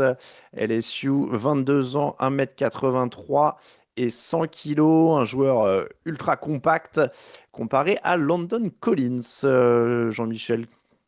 Bah, c'est un des petits chouchous de Cyprien, qui d'ailleurs a fait sa fiche sur le site, parce que voilà, c'est comme tu dis, c'est vraiment lui le safety, ce qu'on appelle le strong safety, c'est-à-dire que tu fais jouer dans la boîte aux côtés des linebackers et qui va aller mettre des tampons. Voilà. Et ben, Edgy Olsey, qui répond du coup. Alors, j'avais dit qu'ils avaient Sauce Garner sur les postes de corner et ils répondent à un besoin peut-être un peu plus profond dans la défense. Oui, oui, Juan Wright Thomas, Daniel Scott, Cam Bynum, C'est correct, mais oui, ça manquait justement en plus de ce profil-là, parce que Bynum, il apporte davantage en couverture. Eddie Olsi, voilà, comme je te dis, c'est plus pour défendre la course, pour aider les linebackers. C'est un safety très physique. Les Falcons sont les suivants sur l'horloge. Ils n'ont eu qu'un choix pour l'instant dans cette draft. C'était Avion Terrell, le cornerback de Clemson. Et ça enchaîne avec leur choix qui arrive sur le podium pour être annoncé. Et c'est annoncé par qui est cette Ouais. C'est Michael Alors, Turner, non? ouais, c'est ça. Ah oui, c'est ça, Michael Turner, l'ancien coureur ultra compact. On parlait de compact. Avec le 79e choix de la draft, les Atlanta Falcons annoncent Zachariah Branch, receveur de Georgia. Et ben, c'est un local de l'étape de Georgia, Zachariah Branch, comparé justement à Xavier Worthy, on en parlait tout à l'heure. Joueur rapide, pas forcément le plus grand, Jean-Michel, mais Non, on a de la rapidité là. c'est ça, c'est un joueur très explosif. Après, le souci qu'il y a, c'est qu'il y a quelques soucis hors terrain qui sont apparus là dernièrement. Apparemment, entre les deux oreilles, il n'y a pas tout qui fonctionne bien. Mais sur le terrain, sinon, c'était une recrue superstar des lycées qui est partie à USC à Los Angeles, qui a ensuite été recrutée par Georgia. Ça veut quand même dire des choses. Beaucoup de talent, un peu unidimensionnel, mais par contre, beaucoup, beaucoup de vitesse, que ce soit pour attaquer la profondeur, que ce soit pour en gagner après réception. Donc lui, il est vif et rapide. Ouais, il a été en effet arrêté 2 jours avant la draft, Voilà. Zachariah Branch. Il a été arrêté pour obstruction. Oui, il a été arrêté Je me pour rappelle plus obstruction. exactement pourquoi, mais ouais. Euh, One count, alors obstructing public sidewalk street, prowling and one charge of obstruction. Oui, il a fait obstruction à des agents. Apparemment, il mettait un peu le bazar sur la voie publique. Si je comprends bien, il a été relâché 2 heures plus tard pour une caution de 39 dollars. Oh, C'est bon, ça va. c'est C'était pas, pas trop grave c'est pas alors. tout de suite Ouais. endetté, mais en tout cas, donc bon, en tout cas, c'est un receveur de plus pour Michael Penix du côté d'Atlanta. Avec Drake London, il y a du monde quand même du côté d'Atlanta. Est-ce Hmm. que c'était un besoin prioritaire? Je sais pas. C'est pas pour Tua Tagovailoa? Ah oui, les Ravens s'enchaînent, ils sont déjà sur le podium avec le 16e choix de ce troisième tour. Et c'est Mark Ingram. On reste dans les coureurs compacts pour annoncer les Ah choix. oui. Je sais pas si c'est la coupe de son costard ou si c'est ses trapèzes qui Oui. remontent, mais Ah ouais. le, Ouais. le- comment dire? On dirait qu'il n'y a pas de cou. On dirait que la tête est posée directement sur le buste. Ouais. Allez, je pense qu'il est venu avec son fils. Qui en plus a un Woody des Ravens à Pittsburgh. Il provoque. Et les Ravens choisissent Jacoby Lane, receveur de Receveur. USC. On reste sur des receveurs. Jacoby Lane qui était peut-être attendu plus bas, Jean-Michel? Oh, moi, je l'attendais entre troisième et quatrième tour, donc c'est pas choquant. C'est quelqu'un qui est grand, qui propose beaucoup de taille. En même temps, il sait créer de la séparation. Après, c'est toujours, enfin, pas toujours, mais parfois pour certains joueurs, et c'est son cas, c'est développer ce qu'on appelle l'arbre de tracé. C'est-à-dire qu'à l'université, on lui demandait surtout de faire ce tracé-là et celui-là, et souvent, c'est pour attraquer un petit peu la profondeur. Et il va falloir qu'il apprenne un petit peu à varier sa façon de se déplacer un peu plus vers l'intérieur, un peu plus pour revenir vers le quarterback, un peu plus, enfin, développer ce qu'on appelle l'arbre de tracé. Sinon, c'est un joueur avec beaucoup de potentiel. Il a du jump, il sait, voilà, s'imposer. Ouais, c'est un Et grand puis il est gabarit grand. pour, ouais, C'est ça. pour son poste, 1m93, 91 kilos, il a que 21 ans. Mm. Et en effet, des wow catch, comme des réceptions wow, disent NFL Network. C'est vrai qu'il y a de la réception à une main un peu dans tous les sens. Et puis il saute très très haut. Apparemment, on nous montre, on le montre faire de la détente sèche là, en sautant sur des boîtes à une hauteur pas possible. On dirait qu'il y a au moins 1m70 de boîte, voire ouais, ok, un peu plus. En tout cas, receveur donc pour cette équipe l'équipe de Baltimore qui a prolongé Zay Flowers pour une cinquième année il y a quelques jours. Donc maintenant, il y a quand même un sacré groupe. Rashad Bateman, Zay Flowers, un rookie en plus. Il a plus d'excuses, Lamar Jackson, sur les cibles là. Ouais, bon après c'est pas top niveau non plus, hein. Batman, Non. même Flower c'est bien, mais c'est pas du top niveau. Même Jacques, lui tu vois, c'est quand même ouais troisième tour. Après c'est peut-être un changement de philosophie aussi, puisqu'on sait que John Harbaugh jouait beaucoup avec beaucoup de tight end, et puis Mm. là il y a Likely qui est parti, il y a Collar qui est parti, il reste que Mark Andrews, et peut-être que la nouvelle philosophie offensive c'est davantage de receveurs que des tight ends. Mm. En tout cas, on passe aux Jacksonville Jaguars. On rentre doucement dans la deuxième partie déjà de ce troisième tour, avec encore une fois un chrono qui va beaucoup plus vite, hein. On est à 5 minutes par choix et ça va rester la norme maintenant jusqu'à la fin de cette draft. Le choix des Jacksonville Jaguars va être annoncé. Ils sont déjà sur le podium dans la nuit aussi à Pittsburgh. Et on a le 81e choix. 81e choix, pardon, avec un joueur très français, Albert Régis, defensive tackle de Texas A&M, un joueur qui est rapide sur ses pieds et qui peut mobiliser du monde avec ses 134 kilos pour 1m85, defensive tackle, donc qui vient de Laporte. Donc Albert Régis qui vient de Laporte au Texas. On est sur le plus Oui. français. C'est dommage qu'il n'y aille pas aux Saints, Jean-Michel. Oui, c'est ça, quelque part, oui. Parce qu'il doit avoir des ancêtres cajuns de toute façon. Donc, Voilà, ouais. oui, c'est vrai que ça serait été bien. Puis voilà, venir jouer à Paris, ça serait été parfait. Bon, ils sont surprenants quand même, les Jaguars, dans leur sélection. Franchement, déjà au deuxième tour, ils ont surpris tout le monde avec un joueur qu'on attendait, mais deux ou trois tours plus tard. Albert Régis, oui, il a montré des bonnes choses, mais lui, c'est aussi pareil. Il n'a pas vraiment eu la marge de progression qu'on attendait de lui il y a 2 ou 3 ans. C'est un joueur correct, mais bon, est-ce que vraiment c'était le besoin des Jaguars? Moi, j'ai du mal à comprendre leur stratégie cette année, hein. Sur le chat, on nous dit le joueur créé sur Madden, Albert Régis. Oui, c'est vrai que ça fait nom random. Plus FIFA quand tu fais qui crée des Français dans ton centre de formation, quoi.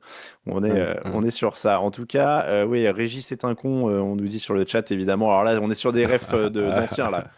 Là, les gens nés après Les 2000, nuls. Régis est un con, je pense pas que ça leur parle beaucoup, mais on vous invite à jeter un œil parce que c'est plutôt rigolo. En tout cas, on est sur le choix des Vikings qui arrivent, qui sont sur l'horloge. On a un petit temps mort, c'est le 18e choix déjà de ce troisième tour à 4h14 du matin. Vous êtes encore très nombreux à nous suivre sur ce chat et sur ce live et on vous remercie évidemment d'être avec nous. Ça continue la draft sur TDA avec les Vikings. Il y a des besoins sur les lignes, notamment dans le Minnesota, Jean-Michel. Oui, oui, oui. L'intérieur de la ligne offensive, par exemple. Après, la ligne défensive aussi. Mais ils ont tenté le pari Caleb Banks au premier tour. Donc, je pense pas qu'ils vont revenir sur cette position-là. Mais sur la ligne offensive, quand même, moi, je trouve qu'un centre, ça serait bien. Il en reste des centres intéressants. Connor Liu de Auburn, par exemple. Sam Hecht de Kansas State. Ce sont des joueurs intéressants. Ce serait pas mal, je trouve.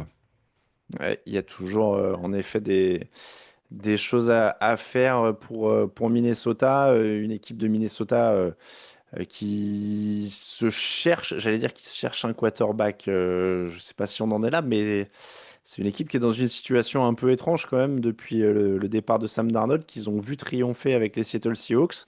Eux, Ouais. ils ont quand même des regrets à avoir. Là, ils se retrouvent avec Kyler Murray, JJ McCarthy, Carson Wentz. Ils ont trois choix du premier tour, hein. Oui, oui, normalement, il y a beaucoup de potentiel parce que, voilà, comme tu dis, c'est que des joueurs du premier tour. Mais pour l'instant, c'est trois qui ont un petit peu déçu. Mm. Kyler Murray, on attendait quand même beaucoup plus de lui parce que lui, c'est même pas premier tour, c'est numéro un. Donc, voilà.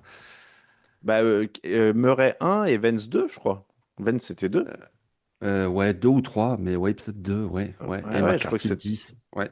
Donc, 3 top 10 même, tu vois. C'est quand même. Mais Ouais, ouais, c'est rarement bon signe quand tu commences à en avoir plusieurs des quarterbacks choisis au premier tour dans ton effectif, c'est qu'il n'y en a aucun qui a marché, hein. c'est ça.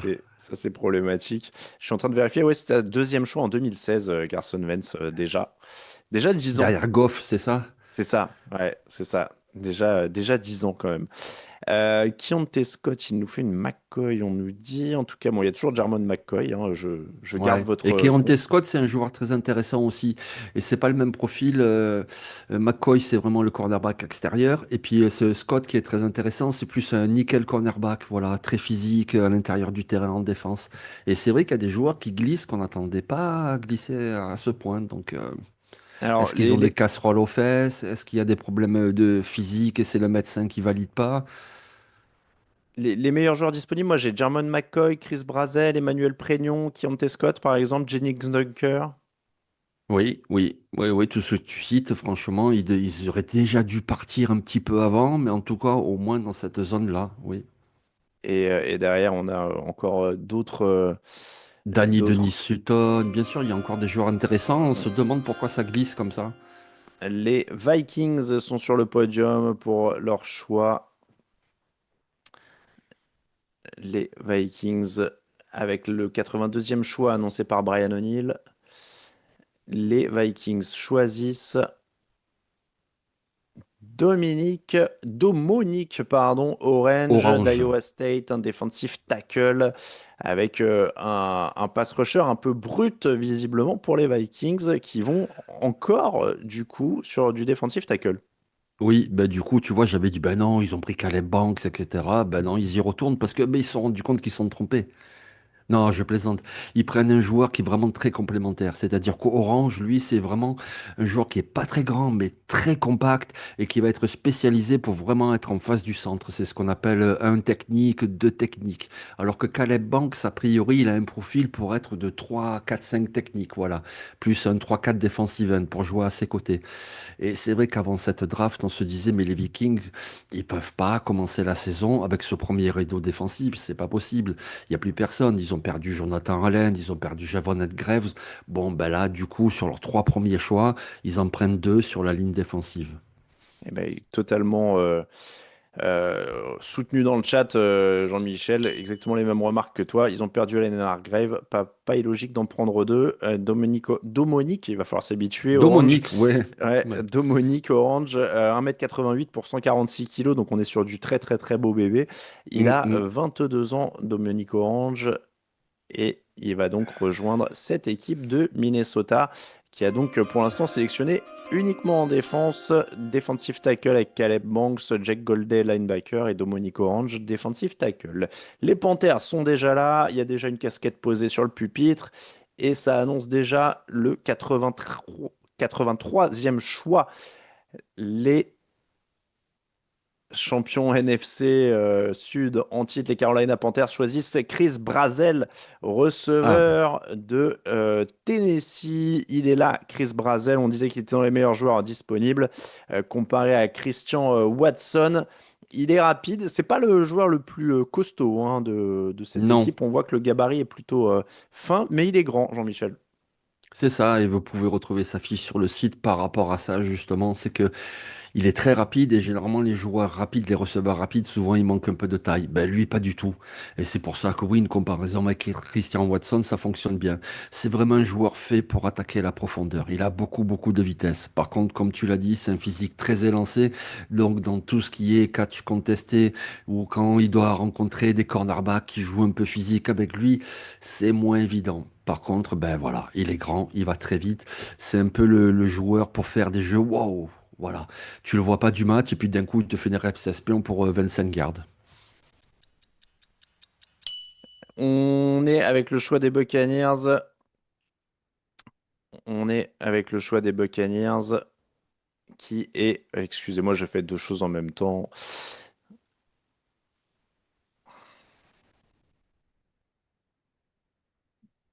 Hop là. Et donc, excusez-moi, j'envoyais un message. En même temps, c'est pas très discipliné, mais on gère deux, trois trucs en même temps. Hop là. Alors, Pikizine, qu'est-ce qu'ils vont nous faire là? Ils ont pris un pass rusher au premier tour. Au deuxième tour, je me souviens plus qui ils Alors, ont pris déjà excuse-moi, au oui, les deuxième tour. Buccaneers, il y a des besoins évidemment du côté de la défense, notamment Jean-Michel, j'ai l'impression, avec une défense qui pourrait être complétée sur la ligne, sur les postes de corner notamment, enfin même le front seven, ils peuvent aller peut-être sur le meilleur joueur disponible en défense. Oui, par exemple, parce que c'est vrai qu'ils ont perdu Jamel Dean, le cornerback. Donc, pour les remplacer, il y a le jeune Morrison, il y a le jeune McCollum, mais ça serait bien aussi de rajouter encore de la qualité sur la ligne arrière notamment. Au deuxième tour, il me semble qu'ils ont pris un linebacker. Oui, je crois que c'est Josiah Trotter. Donc oui, tu peux continuer en défense ou sinon peut-être aller voir un petit peu en attaque parce que quand même tu as perdu Mike Evans. Alors je veux bien, il n'y a pas le feu à la maison avec Buka, avec Godwin, avec Macmillan. Mais bon, Beckham Mayfield, il est quand même pas mauvais. Donc pourquoi pas continuer à ajouter une cible. Et en Le... receveur, il reste des joueurs intéressants. Ouais, ça Ouais, y est, ouais, c'est c'est la vrai qu'il y a le sélection. départ de Mike Evans hein, à Et compenser, ouais. notamment du côté de cette équipe de Tampa Bay. Et il y a encore du monde, donc on a dit Chris Brazel est parti du côté des receveurs, mais il reste encore pas mal de cibles. Et est-ce que c'est pas le moment pour Jarmon McCoy? C'est une équipe qui a de la Oui, ça qualité, une pourrait. tradition Ouais. défensive. Mhm. Oui, effectivement, il aurait des bons coachs à Tampa Bay. Mais oui, Alors, c'est vraiment très étonnant qu'il glisse autant quand même. alors C'est... j'allais te dire, nous on n'en a pas parlé, vous en avez parlé beaucoup au second tour, mais pour ceux qui écoutent peut-être Ouais. juste le replay du troisième, pourquoi Jarmon McCoy est boudé? Est-ce que c'est à cause notamment de sa blessure au ligament croisé qui fait qu'il a manqué toute la saison 2025? Ben, je pense, parce qu'après on l'a revu dans les entraînements, apparemment il est revenu en forme sur les terrains, mais peut-être que les médecins ont dit oui, ben regardez, il est revenu à 80% et il ira jamais plus haut que ça. Je vois que ça comme explication, parce que 2024 il était phénoménal. Aux entraînements de janvier, il se blesse, il rate toute la saison 2025. Mais peut-être que cette blessure, elle est beaucoup plus grave que ce qui est prévu. Je vois que ça pour qu'il glisse, parce que c'est un talent énorme.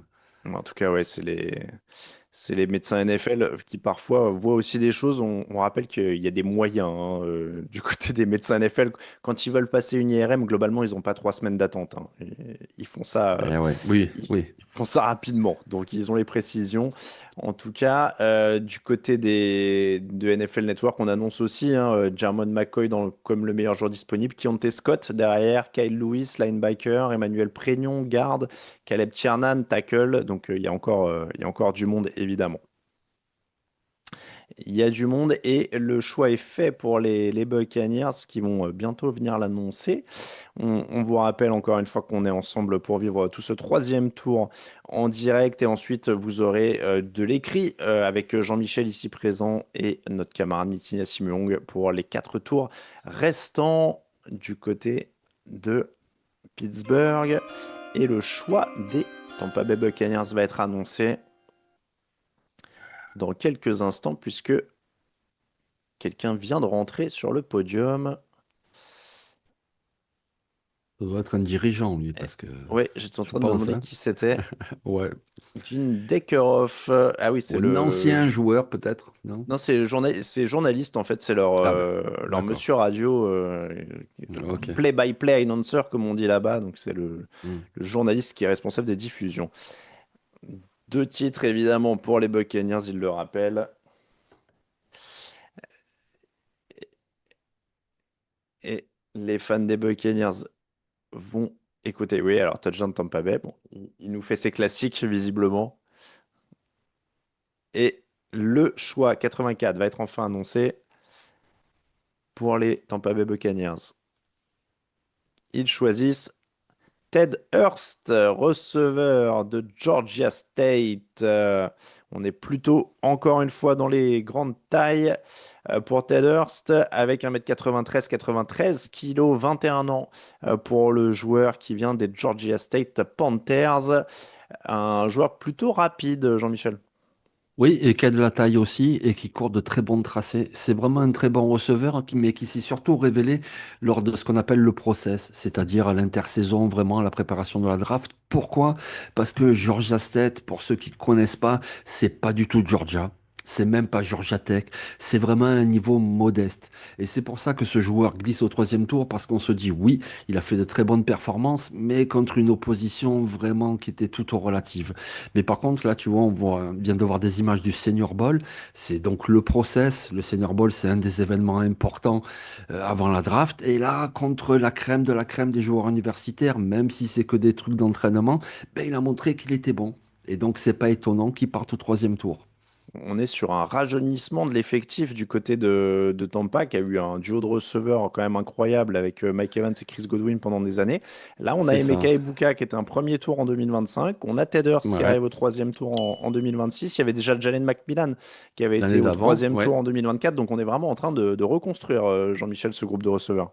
Ouais, ouais. Et c'est très intéressant pour un quarterback qui est quand même très précis. Baker Mayfield, c'est une de ses qualités principales d'ajouter un Ted Hurst qui court très bien les tracés. Courir les tracés, je le rappelle, c'est vraiment se déplacer, aller au bon endroit, au bon moment. Et ça, il le fait déjà très bien. Alors que ça chante du côté de Pittsburgh, on a remis la fight song de l'équipe parce que les Steelers sont à nouveau sur l'horloge. Ils ont choisi leur quarterback, ça a mis le feu tout à l'heure. Donc il n'y aura pas de quarterback a priori là. Ils vont pas nous faire une Browns à prendre deux quarterbacks la même année. Et en plus là, on a Cameron Hayward donc qui est là, le colosse, comme dit Argento sur le chat, avec le choix numéro 85, les Steelers choisissent. Alors, on me l'a spoilé. Moi, je vais pas l'annoncer avant Cameron Hayward, mais je l'ai qui est apparu sur mon tracker. C'est Dalen Everett, cornerback de Georgia, un senior qui arrive, un cornerback costaud, Jean-Michel, pour cette équipe. Oui, oui, grand costaud. Il était dans l'article du jour aussi sur les meilleurs joueurs qui restaient parce que c'était une belle recrue à Georgia et lui, pareil, première année. On a vu beaucoup de potentiel et en fait, il a été bon, mais pas excellent. Voilà. Donc, il y a encore du développement à faire avec ce joueur, mais il a de l'expérience, il a de la taille. On est au troisième tour. Pas au premier, il y aurait trop d'incertitudes pour le premier, mais au troisième tour, c'est vraiment une bonne sélection. Très bonne sélection. 1m85, 89 kg, 21 ans. Il est né en 2004 également et il va venir compléter cette équipe de Pittsburgh. On le rappelle, qui a choisi un quarterback quelques choix plus tôt et qui part donc sur un cycle, un nouveau cycle plutôt excitant. Du côté des cornerbacks, on rappelle qu'il rejoint quand même Jalen Ramsey, Jamel Dean, Jaquan Joey Brisker de Porter. Sean Elliott. Je vous donne les Ouais. safety avec et Joey Porter surtout, évidemment. Donc il va peut-être même avoir un peu de temps pour s'adapter. Oui, oui, voilà exactement, parce qu'il y a encore des choses à travailler avec lui, mais il offre beaucoup de potentiel et dans une rotation, c'est très intéressant. Et c'était donc le premier choix défensif de Pittsburgh, puisqu'ils avaient fait que des choix offensifs jusqu'à présent. On enchaîne avec les Cleveland Browns qui sont déjà sur le podium pour annoncer le 22e choix de ce troisième tour, 86e choix général. Et c'est Kimberly Fields qui travaille à la NFL qui annonce ce choix. Et c'est un tackle offensif, Austin Barber, Florida, un senior qui arrive avec beaucoup d'expérience de titulaire, patient sur la protection de passe. Jean-Michel, c'est un choix d'expérience, visiblement, choix solide, sans risque, entre guillemets. Voilà, c'est ça. C'est plus le joueur plancher que plafond, c'est-à-dire par rapport à son niveau actuel. C'est un joueur solide qui va apporter dans la rotation. Même on va voir si peut-être il peut passer à l'intérieur ou sinon offrir une solution à l'extérieur. Mais marge de progression peut-être un poil limitée. Austin Barber, en tout cas, ils ont choisi beaucoup de quarterbacks la saison dernière. Maintenant, il faut les protéger un petit peu. Donc, avec un joueur de 2,01 m pour 144 kilos, a priori, il y a de quoi faire. Il a 22 ans, donc il y a une petite marge aussi pour ce joueur de Florida qui va changer de climat, hein. Oui, Euh, c'est pas pareil, ouais. Gainesville, C'est Cleveland, ça. ouf, ça pique. Ça Ouais, pique et je, je reste avec toi avec les écouteurs, mais j'ai un petit besoin pressant, j'arrive de Vas-y, vas-y, suite. vas-y, vas-y, bien sûr. Moi, je vous rappelle pendant ce temps-là qu'il y a eu un échange hein, pour que les Browns aient ce choix.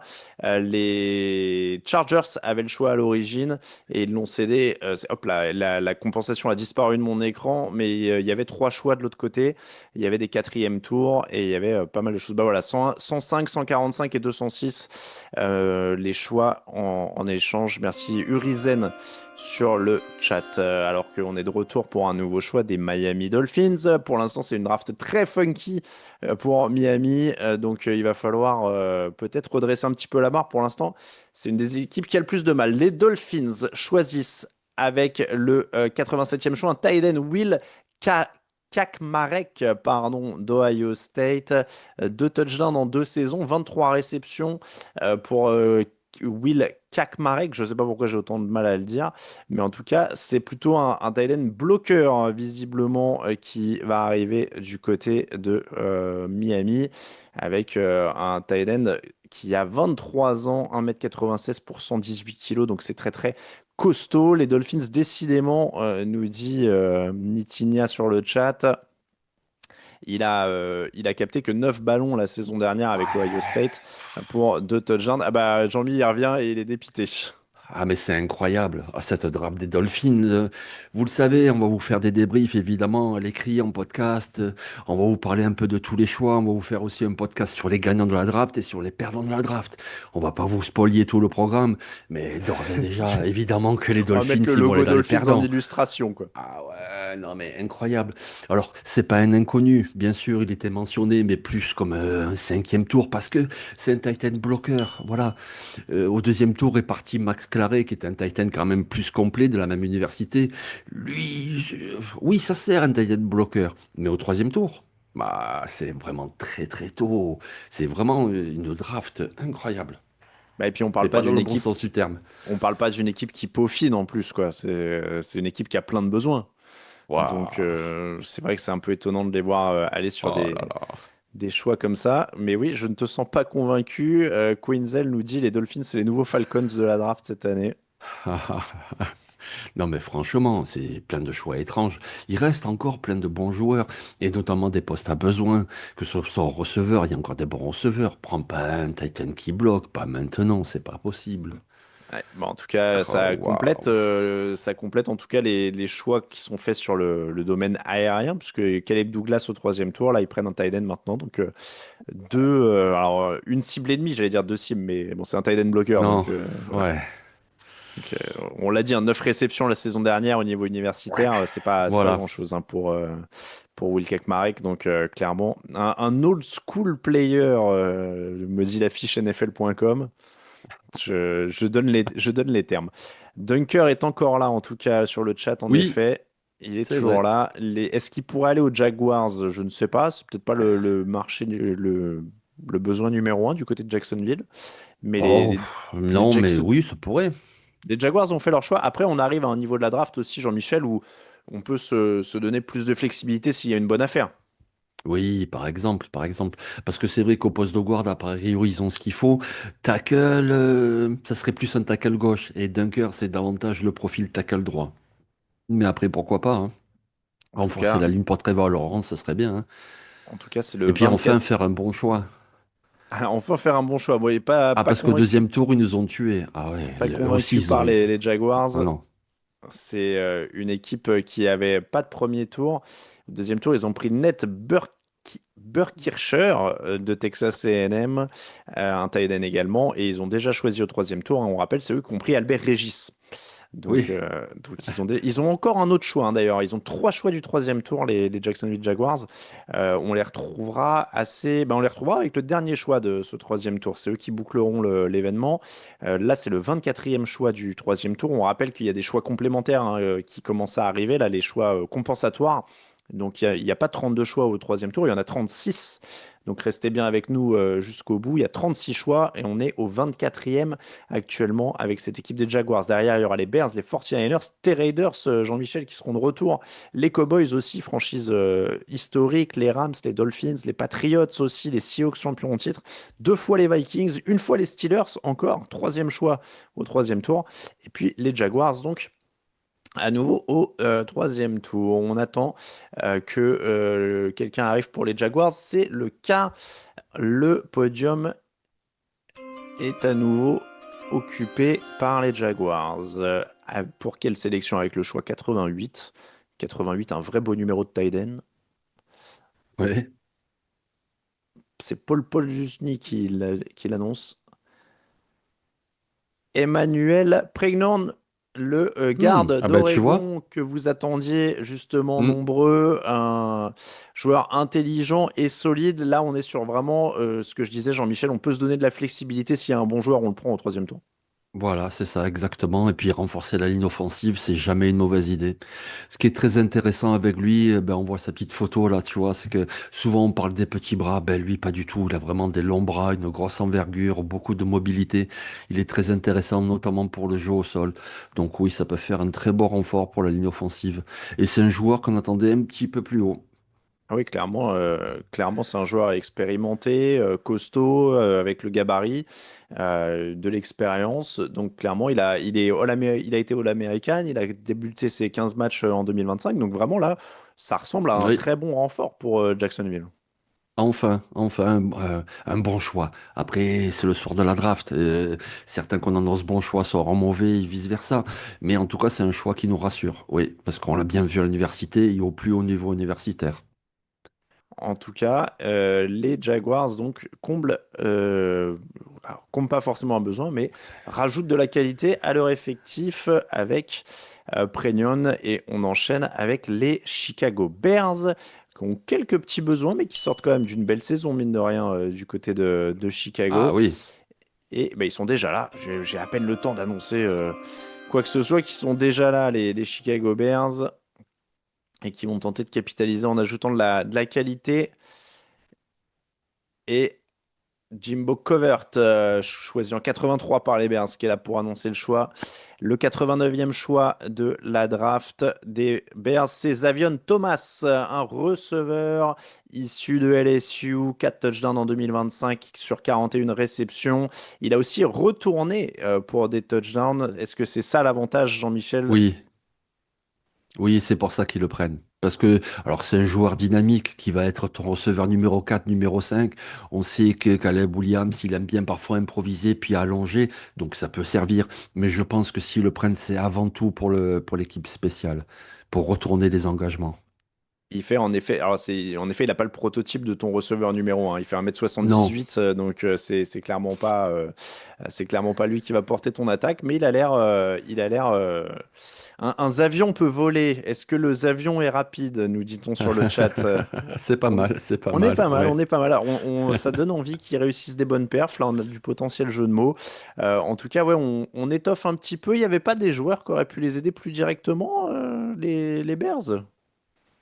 Ben, ils ont perdu Darnell Mooney, un receveur très rapide, donc ils se disaient Hmm. on va prendre un receveur rapide. Après, oui, au niveau receveur, franchement, en dynamique, eh bien, Skylar Bell qui me paraît un petit peu plus complet. Mais bon, je pense que il faut pas négliger non plus la troisième escouade, l'escouade de l'équipe spéciale. Donc du coup, ça paraît intelligent. On Parce attaque que là, les en équipes. retourneur, ils avaient qui? Calif Raymond, là, je suis en train de vérifier. Donc Xavier Thomas, ça peut le faire. On attaque les équipes spéciales, constate Besson Renegade en tout cas sur le chat. Les 49ers sont sur l'horloge et ils sont même déjà à annoncer leur choix avec le 90e choix. Les San Francisco 49ers choisissent Kylan Black, un coureur, le premier D'Indiana. coureur choisi depuis la fin du premier tour. Kylan Black qui vient de Indiana. Les Hoosiers d'Indiana, il fait 1,75 m pour 96 kilos. Donc là, on est sur de l'ultra compact. Est-ce que ça vaut un troisième tour? Oui, je pense, parce que il a montré sa valeur, notamment dans les matchs qui comptent, c'est-à-dire les playoffs. Il est champion universitaire et on l'a bien vu pendant les playoffs.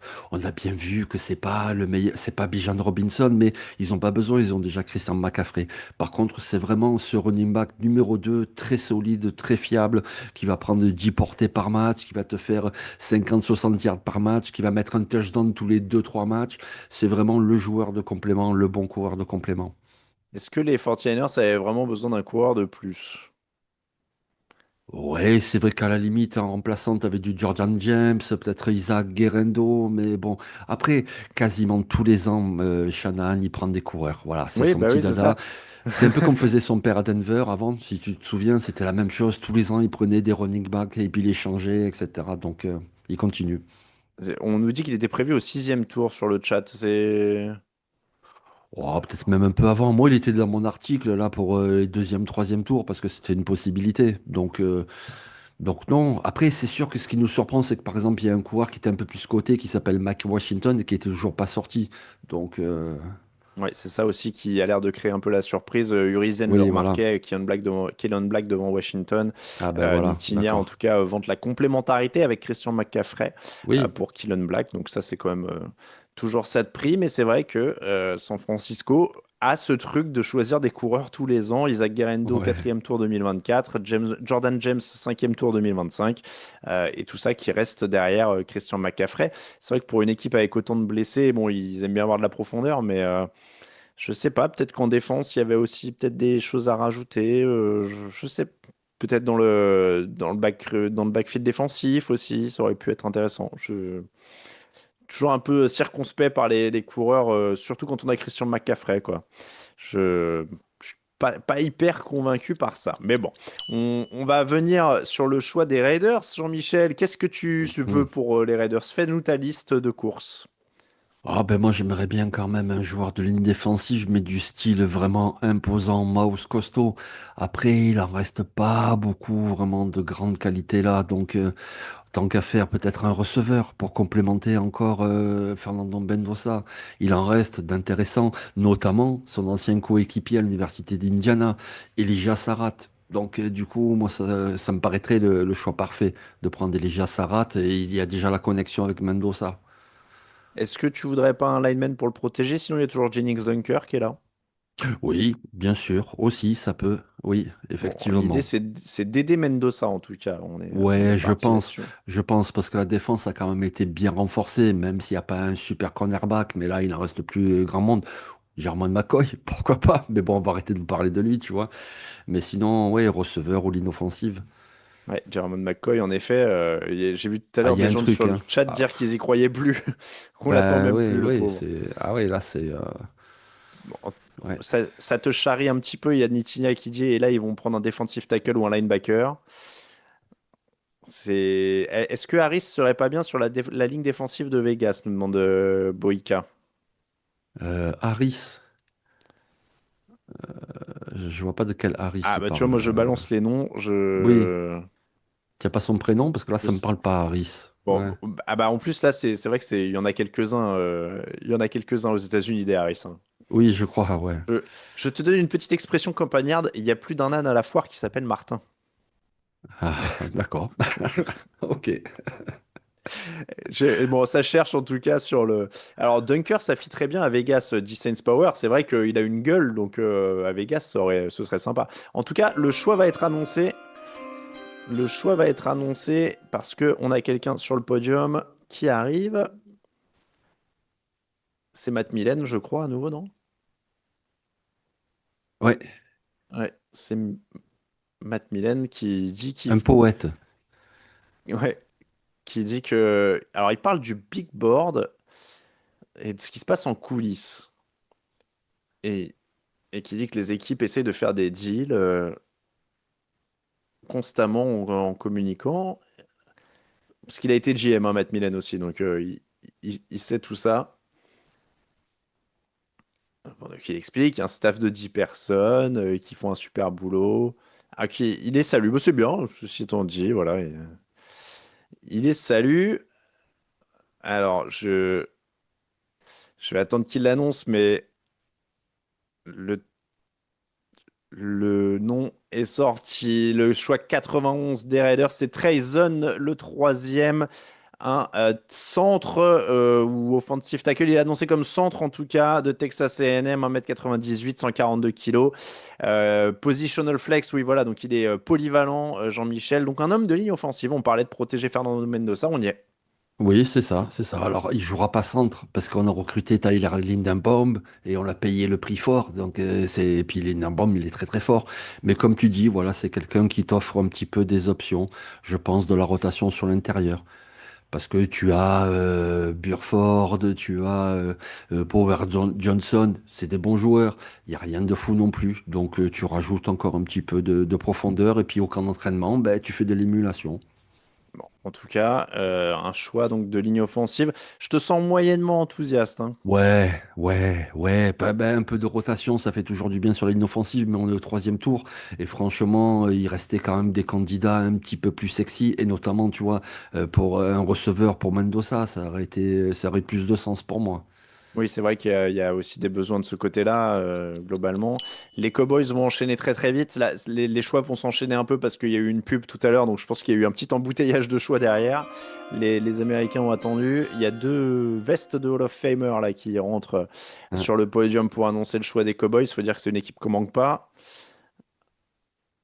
Et c'est un choix acquis dans un échange avec les 49ers précédemment. On parlait d'équipes pleines de Hall of Famer. Ils ont dealé entre les Cowboys avec quelques besoins aussi, qui ont réalisé un très solide début de draft. Les Dallas Cowboys, on les a mis à l'honneur, notamment sur le site. Oh là là, alors là, à front, ils ont jeté une terrible towel qu'ils avaient dans la main.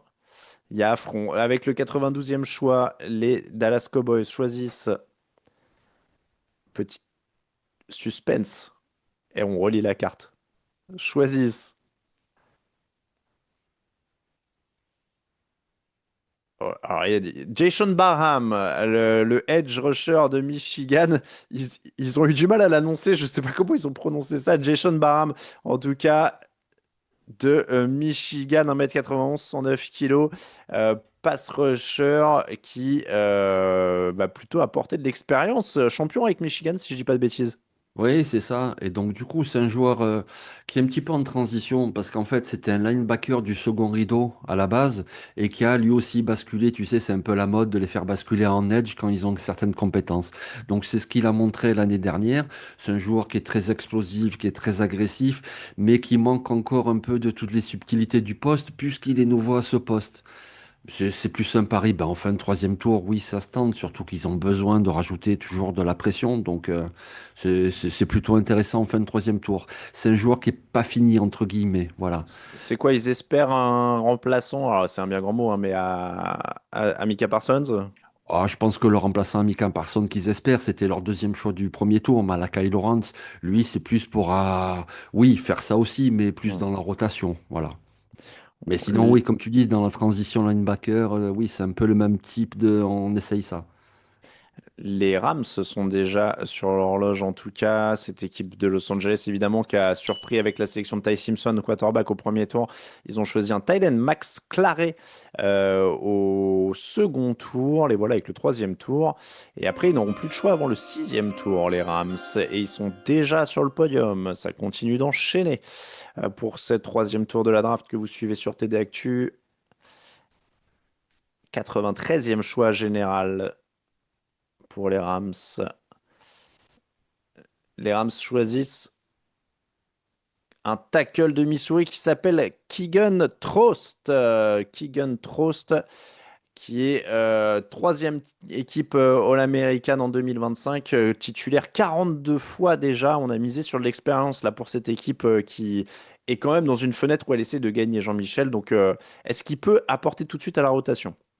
Oui, c'est ça, dans la rotation, parce que il y a il y a Weinstein, leur tackle qui n'est plus là. Alors Warren McClellan a montré des bonnes choses, McClendon l'année dernière à droite, mais il faut absolument quand même rajouter quelqu'un, que ce soit pour les blessures, que ce soit pour la compétition, et c'est ce qui va faire ce joueur-là. Parce que a priori, ça ne deviendra pas un monstre, a priori, ça sera que pour le côté droit, mais ça renforce un petit peu. C'est un joueur solide, voilà, vraiment fiable qui n'a Bah, pas une marge de progression très élevée, mais qui a déjà un plancher assez solide.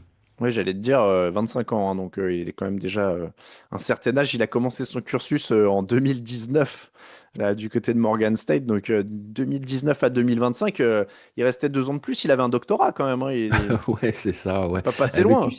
tu sais, en 2020, avec l'année Covid, tous Oui, les c'est vrai, joueurs ont obtenu des années d'éligibilité c'est en vrai. plus, donc Oui, oui, c'est vrai que ça donne des cursus un peu baroques sur, ouais. sur encore quelques années, mais et on revient à Miami, le monde tremble. Que vont faire les Miami Dolphins?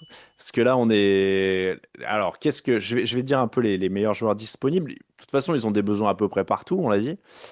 Donc, Jermon McCoy, toujours cornerback. Keontae Scott, cornerback. Jennings Dunker, devant. Xavier Harris, defensive tackle. Malik Muhammad, cornerback. Mike Washington, coureur, Jalen Kilgore, safety, Skyler Bell et Elijah Sarah, des receveurs.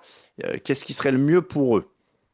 Oui, ben, un receveur, ça serait bien. Enfin, encore un. Là, ils ont pris OK, Caleb Douglas, mais encore un receveur, moi je pense que ça serait bien.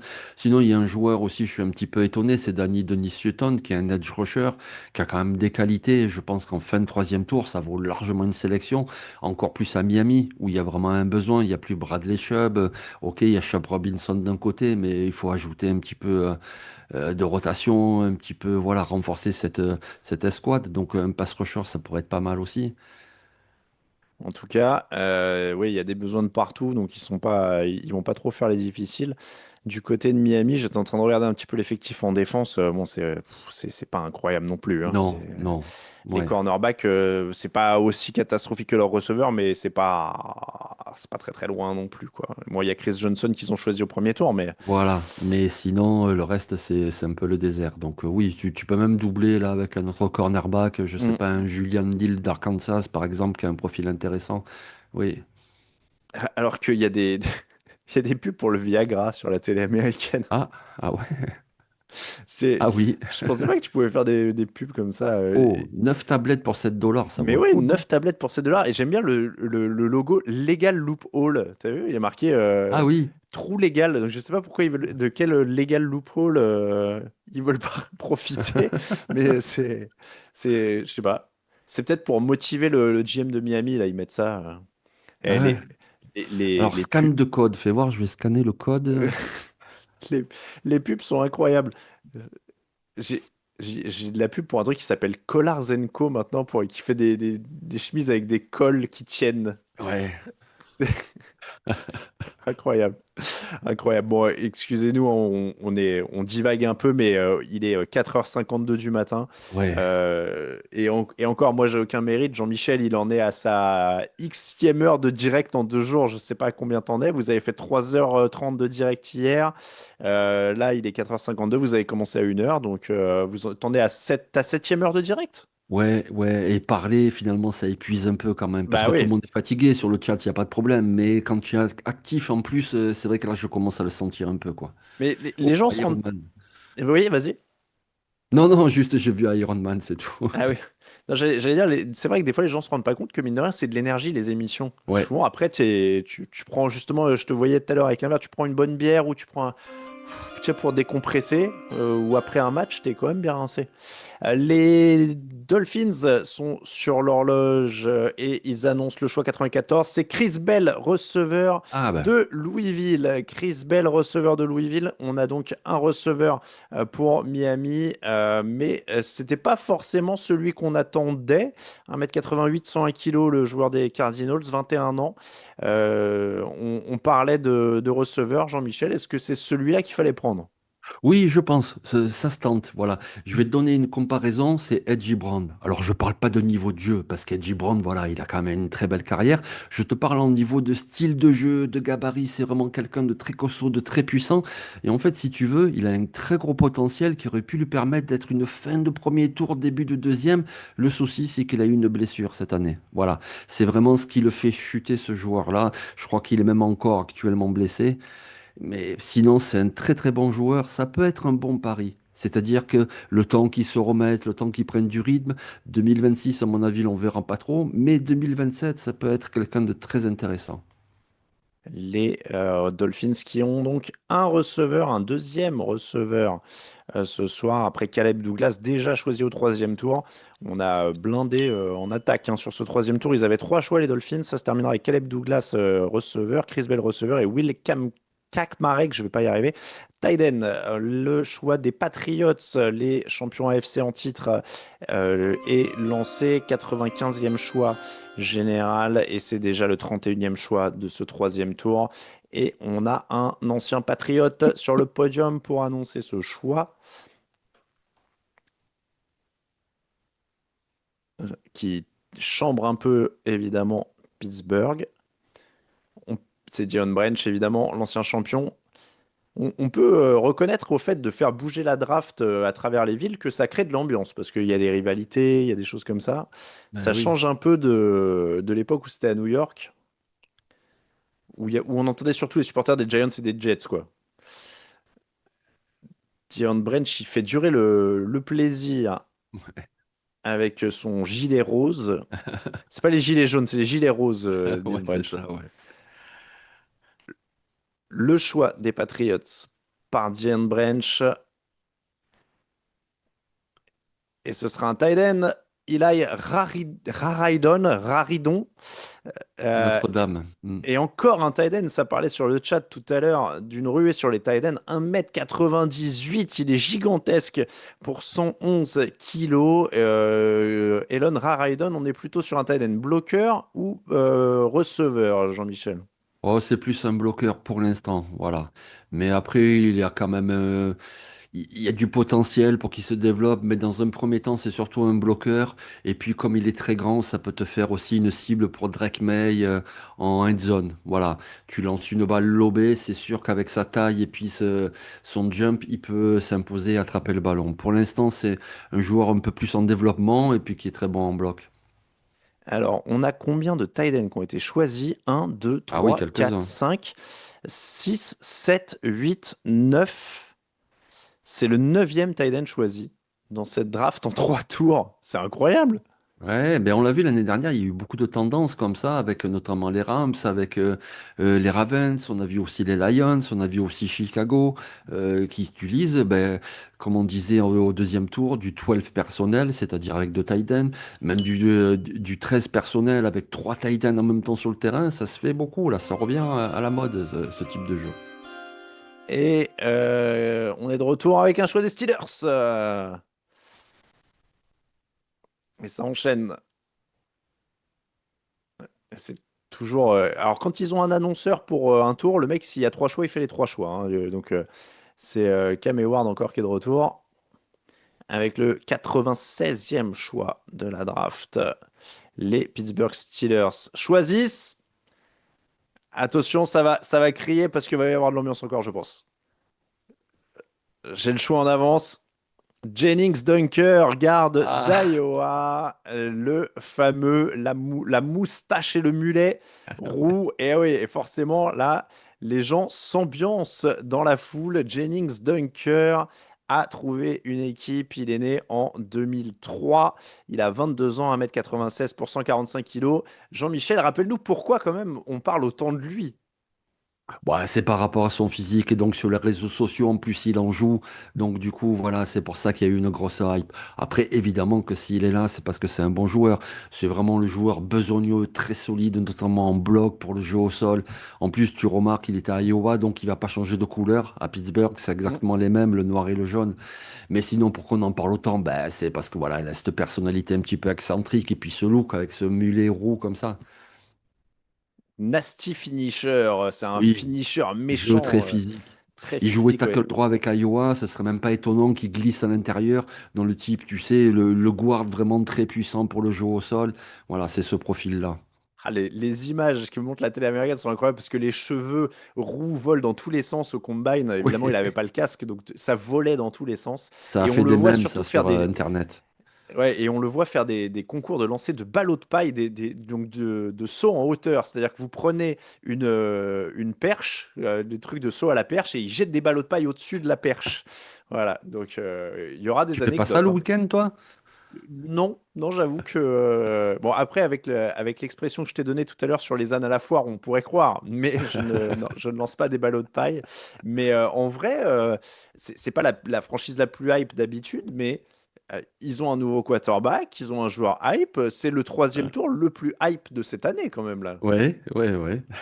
Ils ont réussi leur coup. Drew Allard, Jennings Dunker, ils ont un troisième tour très hype, ces Steelers-là. Ils nous ont un peu mis l'ambiance dans cette draft à domicile. On rappelle, ils avaient trois choix. Ils ont choisi Drew Allard, ils ont choisi Jennings Dunker, et entre les deux, il y avait Dalen Everett, cornerback de Georgia. Donc, ils ont complété un trio de choix, et ça fait désormais 5 choix au total pour cette équipe de Pittsburgh. Deux choix.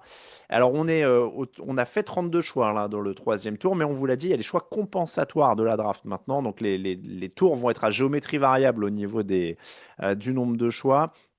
On a 4 choix supplémentaires dans ce tour, deux pour les Vikings qui vont choisir là les 2 prochains choix à la suite. Je ne sais pas s'ils vont les annoncer coup sur coup avec le même annonceur ou pas. En tout cas, il y en a un qui est donné et il y en a un qui est annoncé sur l'horloge. Donc en tout cas, les Vikings ont 2 choix à la suite. Ils attendent peut-être de voir s'ils peuvent échanger le deuxième. D'ailleurs, on ne sait jamais. C'est peut-être pour ça qu'ils restent sur l'horloge. Et les Seahawks et les Jaguars seront juste derrière. Donc on va retrouver les champions en titre après et les Jaguars pour fermer le banc. Il est 5 heures, tout rond. J'adore faire les top horaires. Il est 5 heures sur l'antenne de TD Actu et vous êtes toujours plus de 150 sur le direct, ce qui est quand même incroyable. On a perdu qu'une petite cinquantaine de personnes entre 3 heures et 5 heures du matin. Ce qui est quand même généralement, moi je trouve, je sais pas pour toi Jean-Michel, quand tu regardes les matchs de nuit, moi je trouve que le passage 3-5 heures c'est le plus dur, quoi. Enfin, autour de Oui, 4 heures, c'est. oui, oui, c'est là qu'il y a le sommeil paradoxal d'habitude qui te prend, donc ton corps il est habitué à ça, donc oui, c'est ce moment-là où c'est un peu le plus dur pour rester éveillé, ouais. Et, Heureusement et qu'il y a tu, l'excitation, des choix de draft, mais sinon, ouais. Mais tu vois, tu parlais de la fatigue de parler et tout. Moi, je sais que même en commentant les matchs, des fois, quand on est en cabine, tu vois, avec Greg ou quoi, 4 heures du matin, si le match est, comme tu dis, s'il y a de l'adrénaline et que c'est un truc fou, bon. Hmm. Mais si c'est un match où il y a un peu des temps morts et tout, où tu lances des pubs, machin, moi, je sais que c'est toujours vers 4 heures 4h30, il y a le. Ouf, tu commences à sentir un peu le. Tu sais, ça pique dans la nuque, quoi. Mais bon, en tout cas, on est là, il est 5h01, il reste encore 4 choix, restez bien avec nous. On va analyser tout ça et Jean-Michel le disait, après, ce sera les podcasts, les débriefs, vous retrouverez tout évidemment sur le podcast, sur la chaîne YouTube. Je vais vous remettre les liens, tiens d'ailleurs, pour ceux qui sont là, parce que n'oubliez pas de vous abonner au podcast et, euh, et comme ça, vous avez tous les liens. N'oubliez pas de vous abonner au podcast.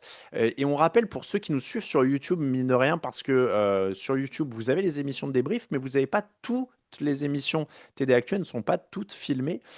Donc, vous avez des émissions que vous n'avez pas sur la chaîne YouTube, hein, qui sont sur le podcast audio. Donc, n'hésitez pas à bien vous abonner au podcast audio aussi. Il y a Wadekev qui dit: Je me rappelle des pauses Kinder Bueno en 2017 pendant le live, que c'était dur. Ah, bah oui, il y a des fois, c'est vrai que c'est. Il y a des fois, c'est un peu long, mais je trouve que là, c'est pas mal, Jean-Michel, quand même, qu'ils aient réduit Oui, le temps entre les choix, parce qu'à une époque, on avait quand même beaucoup de temps à meubler. oui, oui, c'est bien, c'est dynamique, c'est plus dynamique, oui. Même le premier tour, c'était plus dynamique, ouais. Ouais, ouais. Les Vikings, justement, sont déjà là. 97e choix. C'est Caleb Tiernan, offensive tackle de Northwestern, avec un joueur au gabarit idéal et qui est solide sur la protection de passe. Jean-Michel. Très grand, mais il paye le fait qu'il ait des bras un petit peu courts, donc déficit dans la longe au premier contact. Voilà. Sinon, il était bien sûr dans l'article aussi du jour. Oui, c'est un tackle qui est bien connu. Il est très grand, imposant, il a plutôt une bonne mobilité, il est aussi costaud pour le jeu au sol. Mais voilà, il n'a pas la meilleure envergure du monde. Et puis athlétiquement, c'est un poil limité. Après, c'est très bien aussi. Dans une rotation, ça peut toujours servir. Après, leur deuxième choix, j'espère que c'est un safety quand même, parce que vraiment, ils ont besoin de cette position. Et il en reste quelques-uns d'intéressants. Ouais, j'allais te dire en effet qu'ils vont enchaîner rapidement avec un deuxième choix. Et toujours pas donc de Jermon McCoy, le cornerback, Keontae Scott non plus cornerback. Et tu espérais un safety? Il reste Jalen Kilgore par exemple?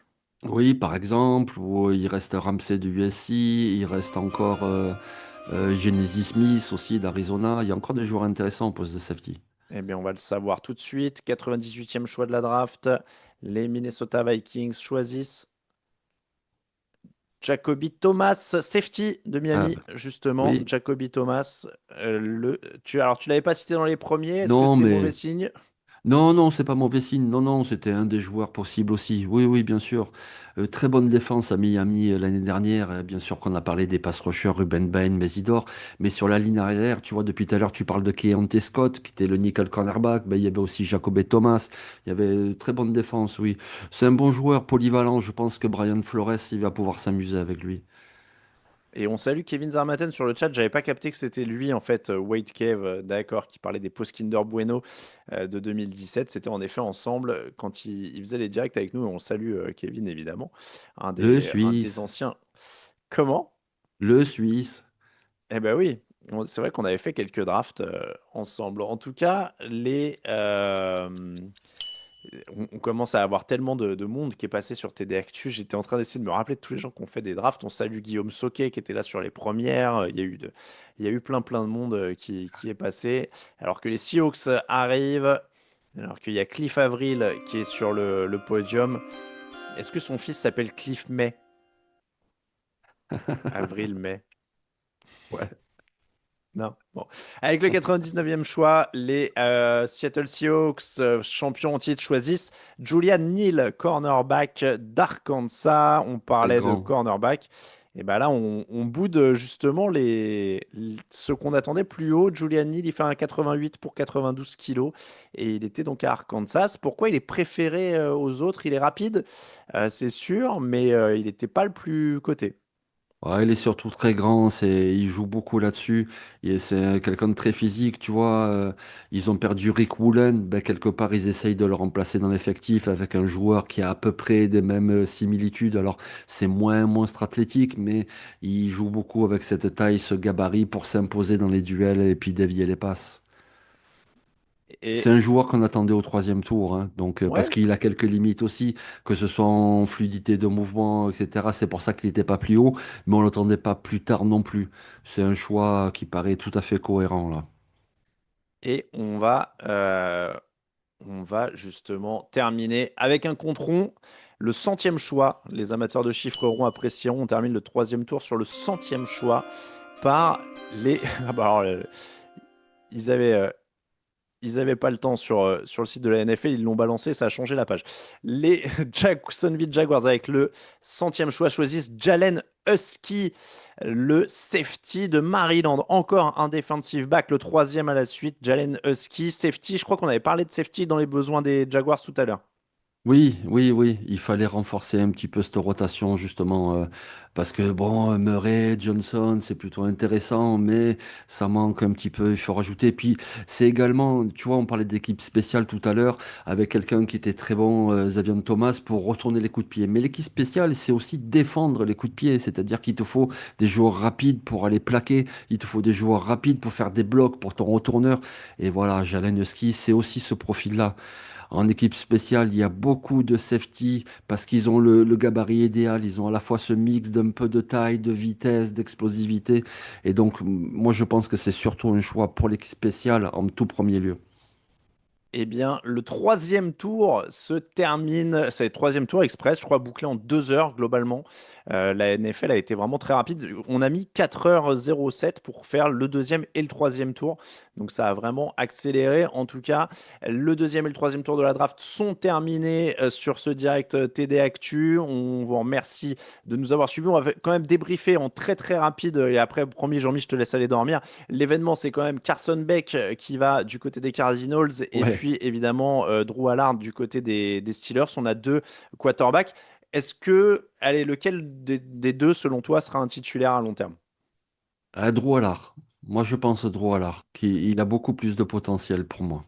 Bon, la draft la plus glamour là, de ce troisième tour, on l'a dit, c'est peut-être quand même les Steelers avec un quarterback, avec Jennings Dunker, ils y sont allés fort. Oui, oui, oui, mais tous leurs choix étaient bons, même le cornerback d'Ellen Everett, même. Moi, je trouve qu'ils font une très bonne draft, là, les Steelers. Je sais pas si c'est le fait de jouer à domicile, mais les choix me plaisent en tout cas. Les Steelers, donc, ont bien réussi leur coup. Est-ce qu'il y a quelques choix qui t'ont choqué dans ce Bah, troisième Miami, tour? Ouais. franchement, Miami, on comprend rien à ce qu'ils font. Les Jaguars, j'ai pas trop aimé non plus, surtout que c'est une franchise que je suis un petit peu de près. C'était pas terrible non plus. Les Vikings, il y a du bon, du moins bon. On sait pas trop qui décide finalement. Parce que des fois, tu dis, ah, c'est intelligent comme choix. Des fois, c'est comment, je comprends rien. Donc, Bon, Miami qui reste en tout cas dans les mauvaises tendances. On va boucler comme ça le troisième tour. On vous remercie encore une fois de nous avoir suivis. Énorme merci à Camille Sarabène à la technique parce que je parlais de Jean-Michel qui a été mais présent à oui. l'antenne. Mais Camille, il est là aussi tout le temps dans l'ombre et c'est grâce à lui que tout ça fonctionne. Et c'est lui qui a fait la technique. On parle d'être à l'antenne tout le temps. Il a fait toutes les drafts depuis 2012 quand même. Donc c'est quand même un truc de dingue. Merci encore Camille pour tout ce que tu fais pour nous et pour le site. Merci à vous de nous avoir suivis sur le chat. Vous étiez hyper nombreux encore une fois. Vous allez retrouver désormais le résumé choix par choix de ce troisième tour par Nitinia Simuyong, excellent aussi, qui a été là pendant les 2 premiers jours pour faire tous les choix à l'écrit. Et puis ça continue à l'écrit encore une fois avec les tours 4, 5, 6, 7 aujourd'hui, les podcasts de débrief et tout ça, Camille MVP, je suis d'accord sur le chat avec Quenzel. Merci à tous encore une fois d'avoir été avec nous. Le lien vers Tipeee est passé sur le chat. N'hésitez pas. N'hésitez pas à vous abonner sur YouTube pour les replays et sur les podcasts pour avoir évidemment toutes les émissions de TDA. Et on vous oubliez pas, évidemment, il y a un voyage NFL qui se prépare du côté de Los Angeles. Le lien est sur le site. Vous avez toutes les infos et je vais vous remettre le lien dans le chat vite fait. Il reste quelques places si vous voulez. Allez, jeter un œil à ça. Merci encore, Jean-Michel. Merci Alain, merci à tout le monde, vraiment, voilà, vous êtes les vrais, ils sont là pour le troisième tour et vous étiez encore là, allez, on vous salue, et ceux qui n'ont pas pu, bah, avec le replay, on vous salue évidemment. Ouais, incroyable. Merci à tous parce que c'est vrai que c'est toujours aussi dingue de voir autant de gens. Vous étiez plus de 500 en moyenne quasiment sur le premier tour. Là encore ce soir, un monde fou. Donc merci à tous d'être avec nous. Il se prépare plein de grandes choses encore. Il va y avoir l'intersaison, mais il se prépare plein de grandes choses pour la saison à venir. En plus avec les Saints qui viennent en France et tout ça et tout ça. Ça va être une année folle. Mais avant, il faut finir cette draft et il y a plein de choses là-dessus. Merci encore à tous. Très très bonne fin de nuit pour ceux qui vont pouvoir se recoucher. Ciao ciao.